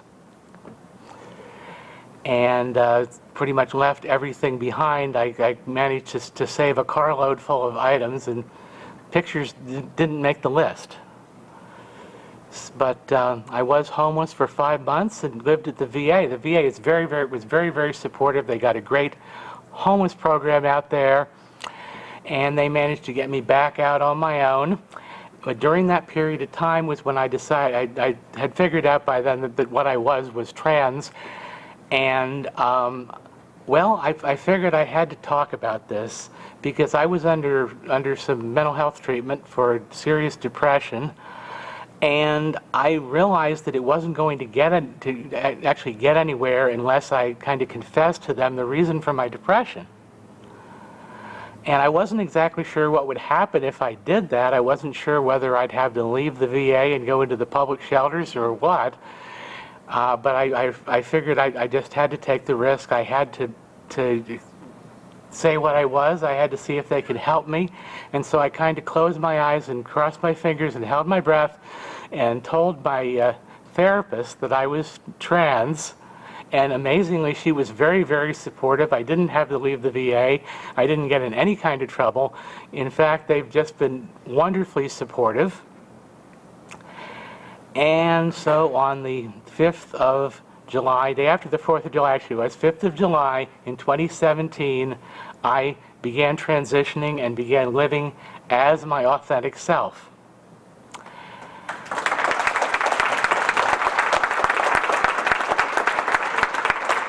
Well, thank you very much.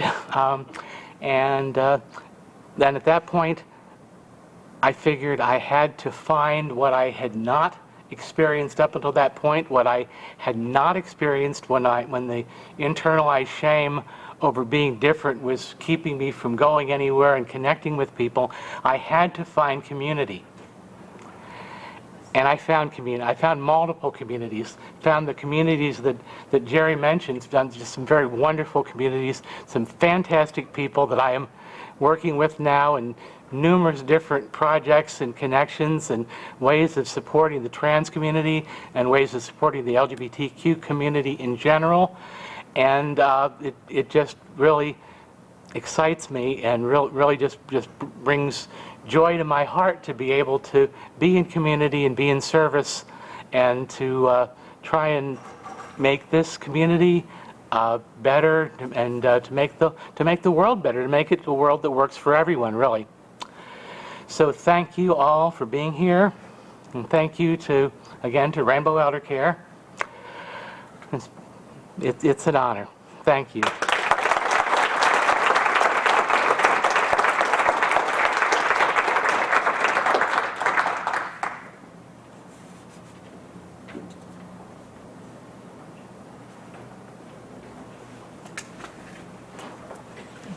Thank you very much, Jerry.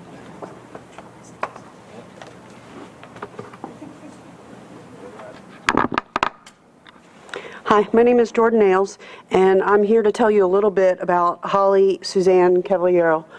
Holly Suzanne Cavallero served in the U.S. Navy honorably in the late 1980s, early 1990s. She served in silence as a member of the transgender community.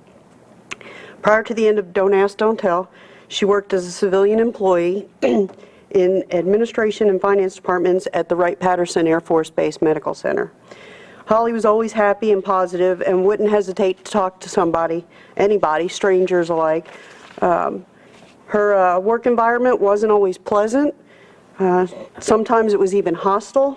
A little bit about the hospital, it was, there was still what we call the good old boy system, where you had a lot of higher ranking males that just didn't accept anything unless you were white and male.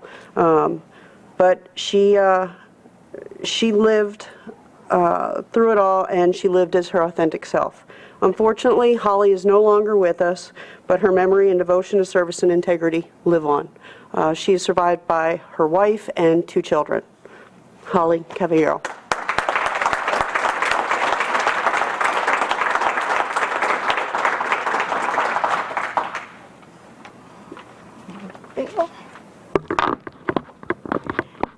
Okay, I'll be introducing the next 2 honorees together.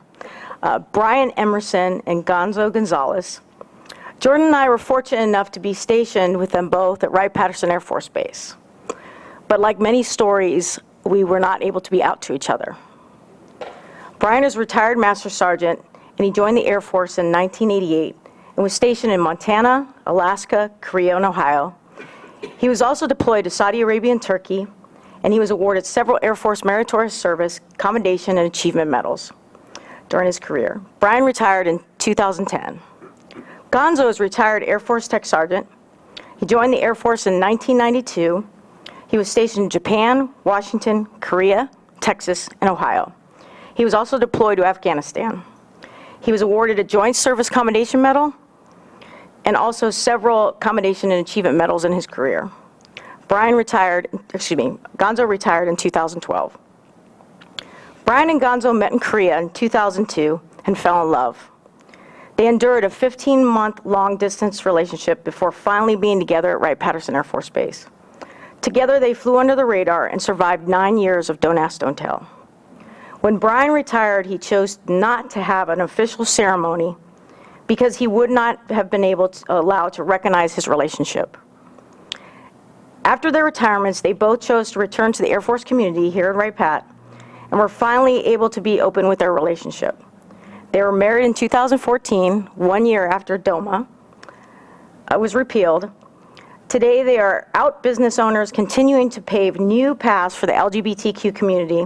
And in July of 2019, they opened a B&G's Cigar Lounge and provide a space where people of all genders and ethnicities can get together and grow relationships while enjoying fine cigars. It's my privilege to introduce Brian and Gonzo.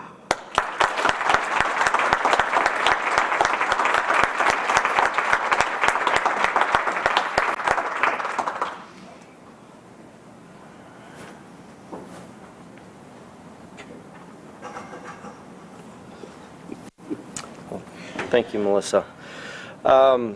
First, a couple of quick observations. One is many of these stories resonate with me personally. I'm sure that they do with you also. The second is some combination of being LGBT and military must really contribute to being an eloquent speaker. I hope that I can do as well as many of the people that have come before. That being said, for me, like Colonel Barlow, I grew up in a very sheltered kind of community. I think the first non-white kids that I went to school with were when I was a sophomore. So it was an awkward, kind of point in my life. There were no children, there were no people in my school who were out in the gay community.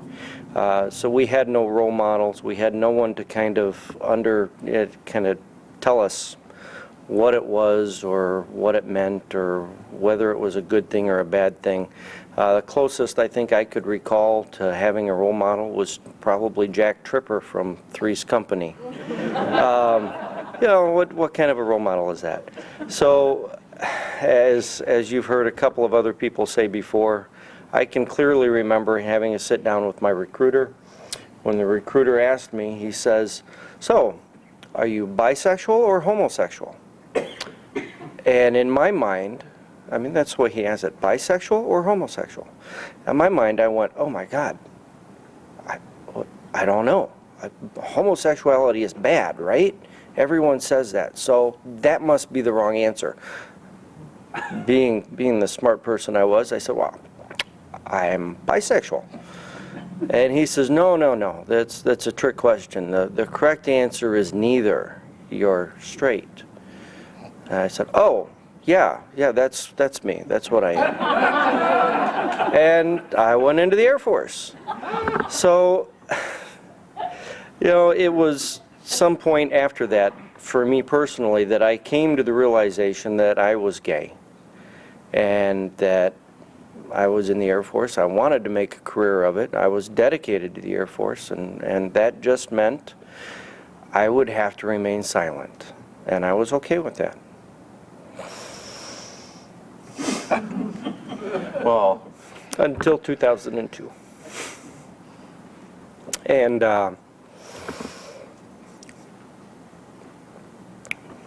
for me, that was an epiphany, because I realized that being gay didn't mean that you were a bad person. And there were a lot more of me out there than I thought. So, thank you, and thank you for the community and the opportunity to tell a little bit of our story. I'm going to turn it over to him now.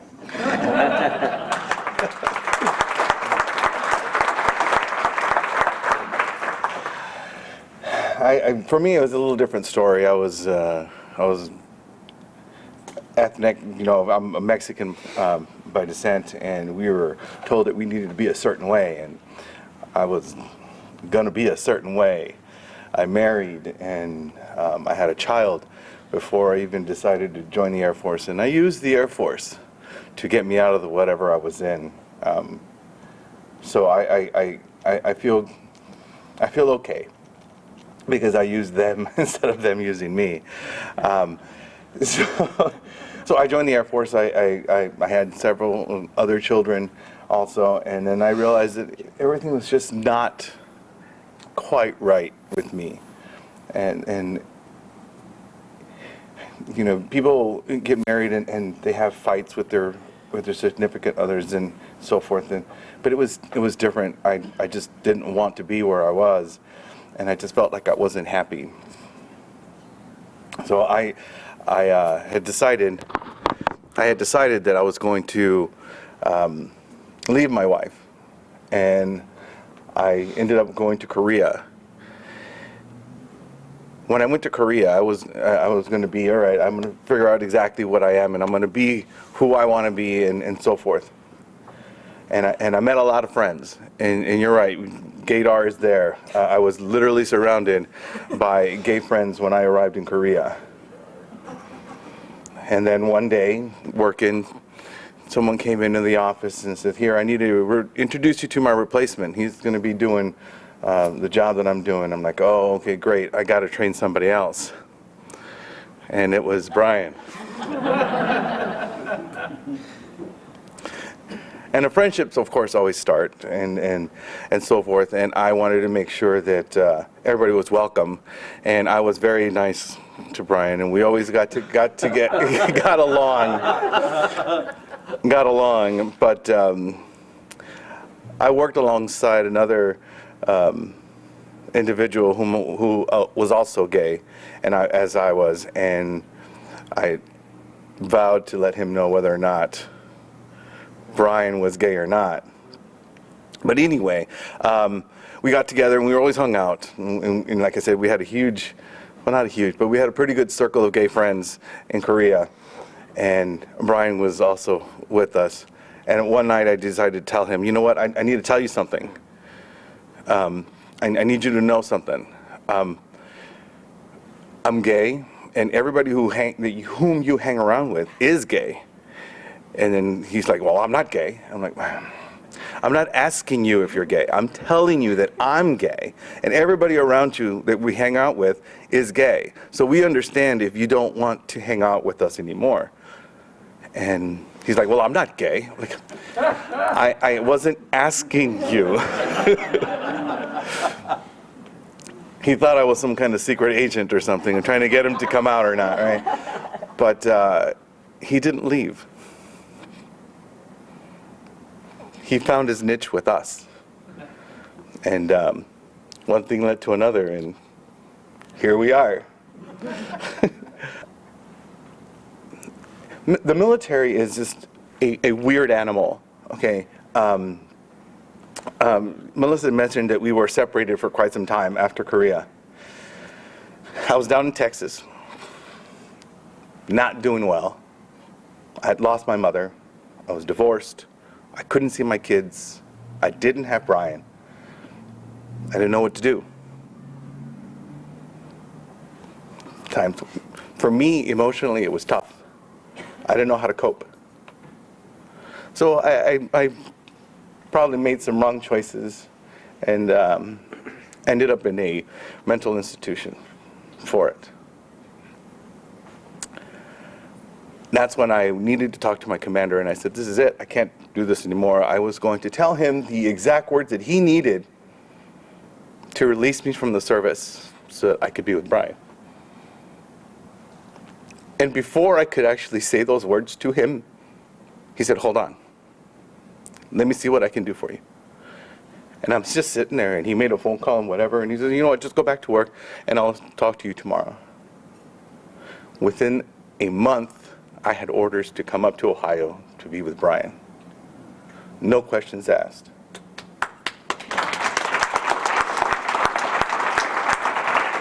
So, even though I used the service for myself, they gave so much to me. He gave me my future. They gave me my future. Okay, I need to stop talking. Thank you. Thank you so much.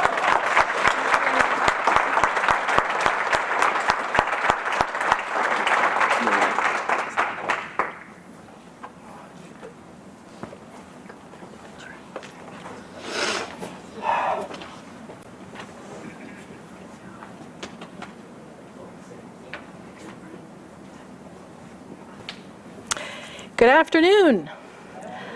My name is Amy Ham, and I'm a board member for Rainbow Elder Care. I would like to introduce to you Ethel Burns. Ethel, we are last, but by no means least. Ethel enlisted in 1973, right out of high school. At that time, and for many years after, there were not a lot of women of color. We'll wait for that to pass. Well, that was quick. At that time, and for many years after, there were not a lot of women of color in the Air Force.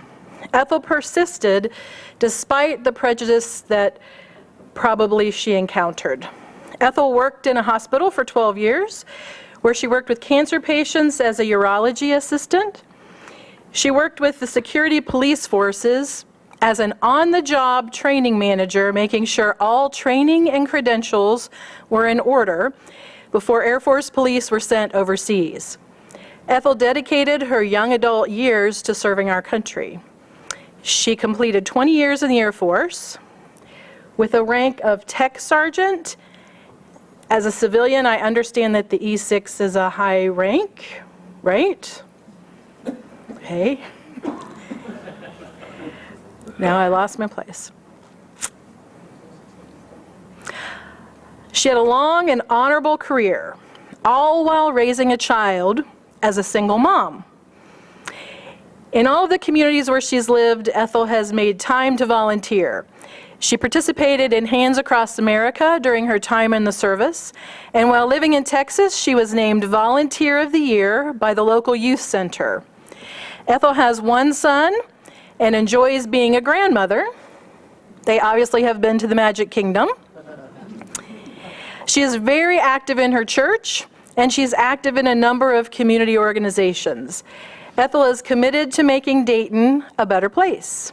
Ethel Burns.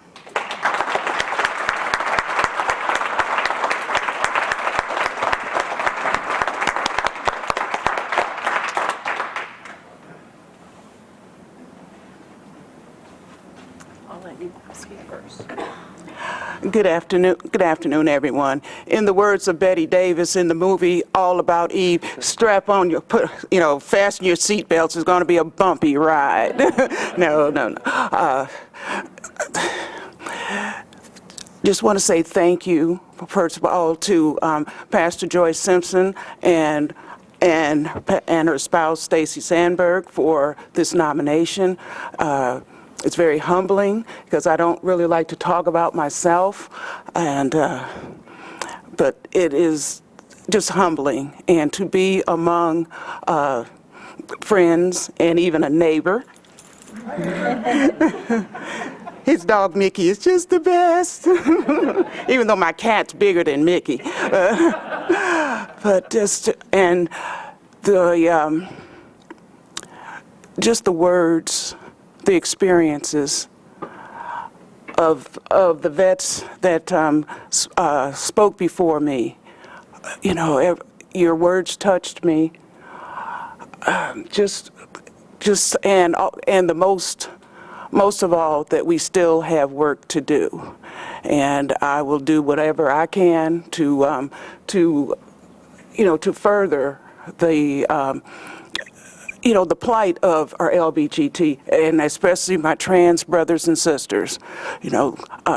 And most of all, I will be voting next year. As I do every year. And just to wrap this up, I just want to say thank you, and thank you for the award, and may we all just make this world better for not only for our LGBTQ, but our children that are suffering. And let's hope that these children get out of these cages, and just and to make Dayton, and just to make it better. Thank you.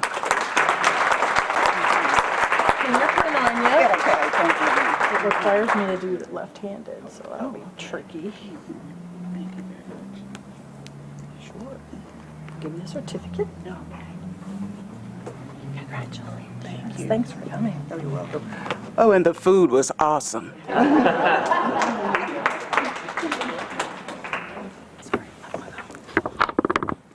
So let's give all of these veterans another round of applause.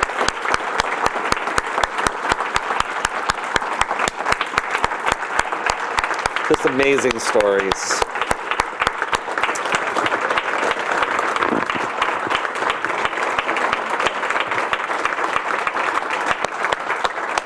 Just amazing stories. Thank you all for all you've done to help make our world a better place, truly. We were going to talk a little bit about the Veteran Service Dog Program. I'm not sure if folks are prepared to do that or not, but you should know that Four Paws for Ability, under the leadership of Karen Shirk, who is the CEO, has a Veteran Service Dog Program. And I don't want to say too much about it and get too much incorrect, but I think it's free to veterans, if I'm not mistaken.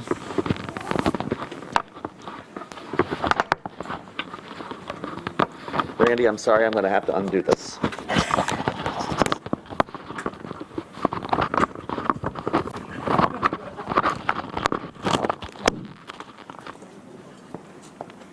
Thank you. Let me say first, thank you, everybody here, for your service. I really appreciate it. Four Paws for Ability has been placing service dogs with children for 21 years. A number of years ago, I saw an HBO special where some young men and women came back from Afghanistan and Iraq with less body parts than they left with. It really struck me hard because although I didn't serve in the military, I grew up in the military. My dad, Captain Lloyd David Shirk, served 20 years in the U.S. Army Intelligence and came back from Vietnam with all of his body parts. He was changed, but he was intact. I went to my board and I said, we can help. We can train service dogs for veterans. And at that point we started.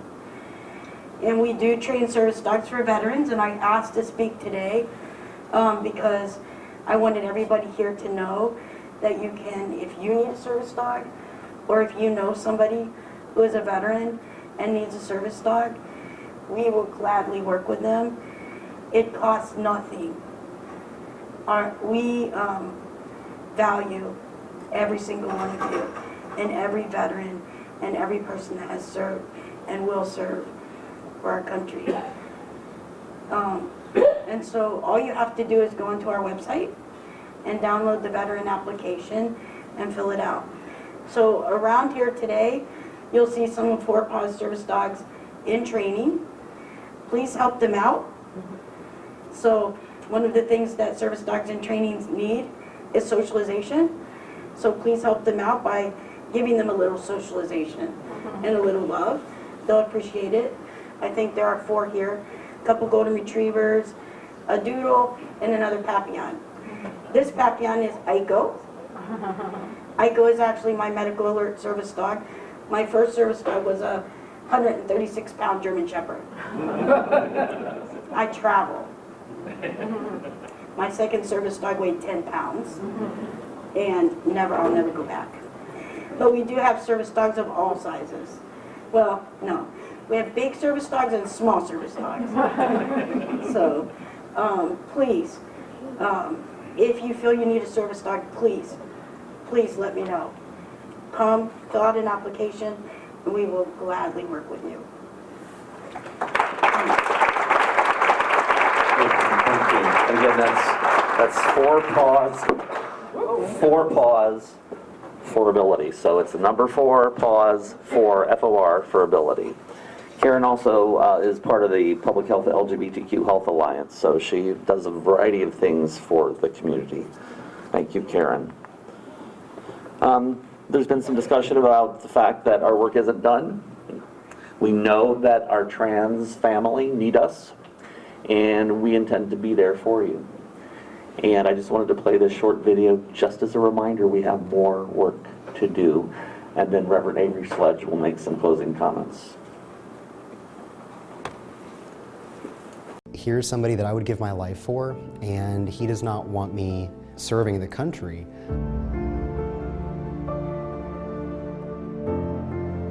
My wife and I, we serve honorably. We'll continue to do so up until the day that we get told to no longer put on the uniform.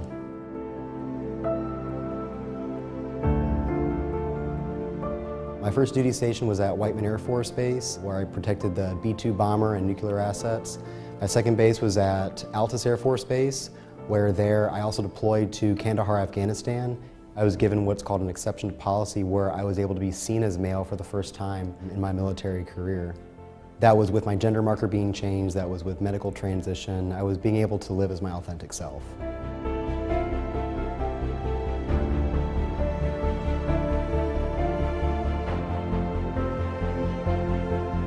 I served during 1998 to 2002. I was stationed in Naval Station San Diego on the destroyer USS Oldendorf. I identified differently than before coming out as my authentic self as a transgender man.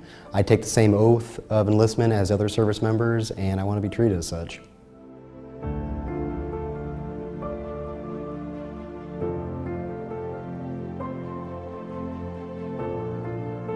It impacts all trans service members, veteran and currently serving. We want to do our service justice, and we have done it for so many years.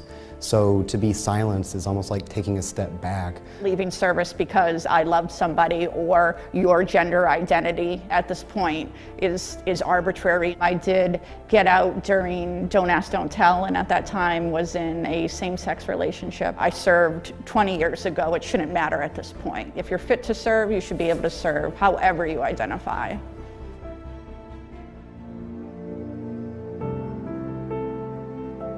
With this and other policies in this country, we take steps forward and then go back.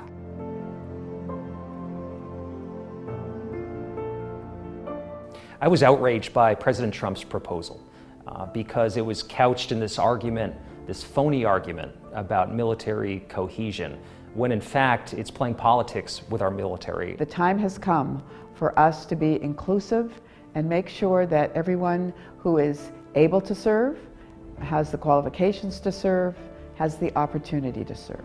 I have troops to lead, I have a job to do, I have a future to uphold, so I'll just continue doing my job to the best of my ability. Let me stand up, be the person I needed when I was younger, and just come out, just be my authentic self. You know, we've been here, transgender, it's not a new term. Just want to be out, proud U.S. Navy veteran. I'm just like any other service member that's willing to give their life for their country. We're not going anywhere. We have served proudly, and we're fit to do that.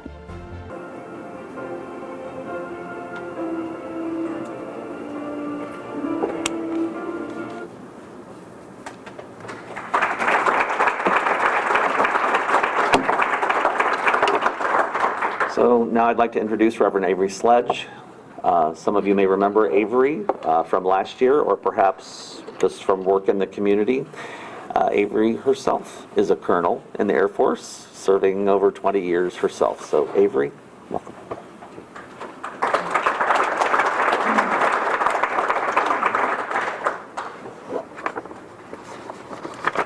First thing I want to do is say, being a pastor, I want to send the collection plate around.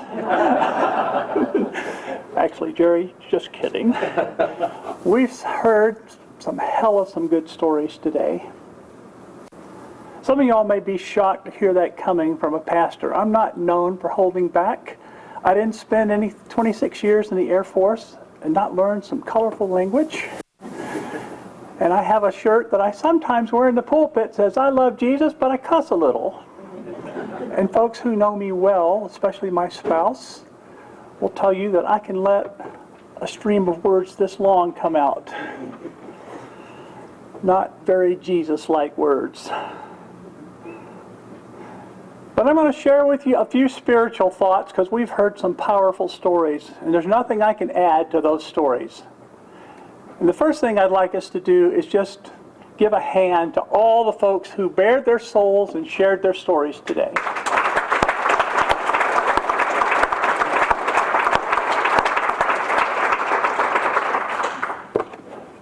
I grew up in the red dirt Piedmont area of Georgia, where cotton mills were plenty and pay was low. I was Southern Baptist because that's what everybody there was. And there were 3 honorable professions in our family: teacher, pastor, and military. And somehow I hit the lottery, and I've done all 3 in my life. I served in the Air Force for 26 years. I was an adjunct professor at the Air Force Institute of Technology. And with God's wicked sense of humor, after I retired, I got called into the ministry, and so today I speak to you as a pastor. Now, many of us in the community have wondered, if there was a God, then why the hell were we denied the basic love that we understand God embodies? Why were we denied acting on our own ways of knowing? We could not, and yes, some still cannot understand our friends and families, or even our country's hostility towards us for being who we were created to be. A human, nothing more, nothing less, a human created in the image of God. Now, many of us over our lives were told and sent messages that said, God don't make no mistakes, so suck it up. That God makes either male or female, or makes us attracted to the opposite sex only, because that's in the Bible. Despite what science says, and as we've learned during this last few years, despite the scientific evidence, it don't matter. There are no other alternatives. And yet, many other cultures and many other religions for ages have embraced a multiplicity of ways of being and ways of loving. Yet somehow our culture has developed a very peculiar interpretation of the Bible. We've been told we're an abomination. Most of us have been required at some point in our life to hide an essential part of who we are. Some of us even to our families. As we served our country in the military, we were always looking over our shoulders, checking 6 in fighter pilot talk. Some of us have been exiled into loneliness. We lived in darkness on the outside, and many, many still struggle today, even with the progress that we have made over the last several years. And today we recall that throughout our history there have been many, many LGBTQ folks who, like you, honorably served our country in the military, sometimes in silence and in the closet, sometimes more openly. But by remembering today those who served in the past and by our very presence here, we are a witness to a long line of LGBTQ folks who place service before self. So whatever you believe to be the higher power, whether it's God or some other power, your struggles are known. Your weariness with dealing with society's crap, that is, the isms and the phobias that we hear too often, are acknowledged. And with your own belief system, you're sustained. You see, we all have a deep longing for love and connection and for belonging. I was glad to see your t-shirt that had Mr. Rogers on it, because I'm going to quote Mr. Rogers because he's my favorite theologian.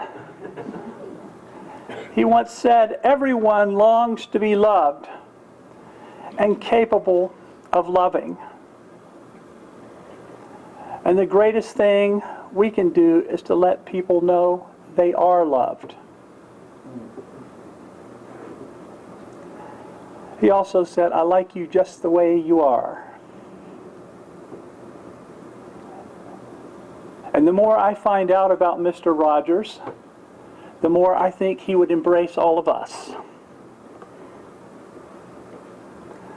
I happen to believe in a loving God who created us all in many different ways. And as Genesis says, declared it very good. Part of loving, connecting, and belonging is to make peace with our own grief and our own exclusion and embrace hope. And so I pray that each of you lives into your authentic self and continues to flourish. Because the God I pray to and argue with and pour my soul out to is a God of hope. The struggle is real, my friends, and though we will sometimes grow weary of the struggle, we have hope that justice will eventually prevail. So let us never lose hope. For as long as we have each other, we have hope. As long as we can breathe, we have hope. As long as we keep engaging society and lighting even one candle to banish the darkness, we have hope. So go into the world, engage the world, stand with one another, love one another, and bring hope to the world. Remember, it ain't over yet, and we can't quit now. So go in peace, my friends.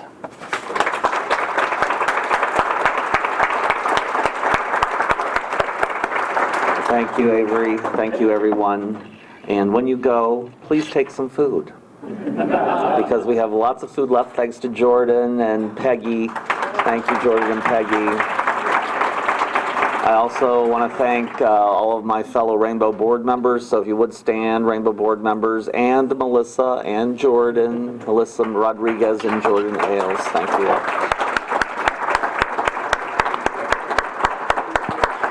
That concludes our program. Please take some time to visit and take some food home with you if you can. Thanks.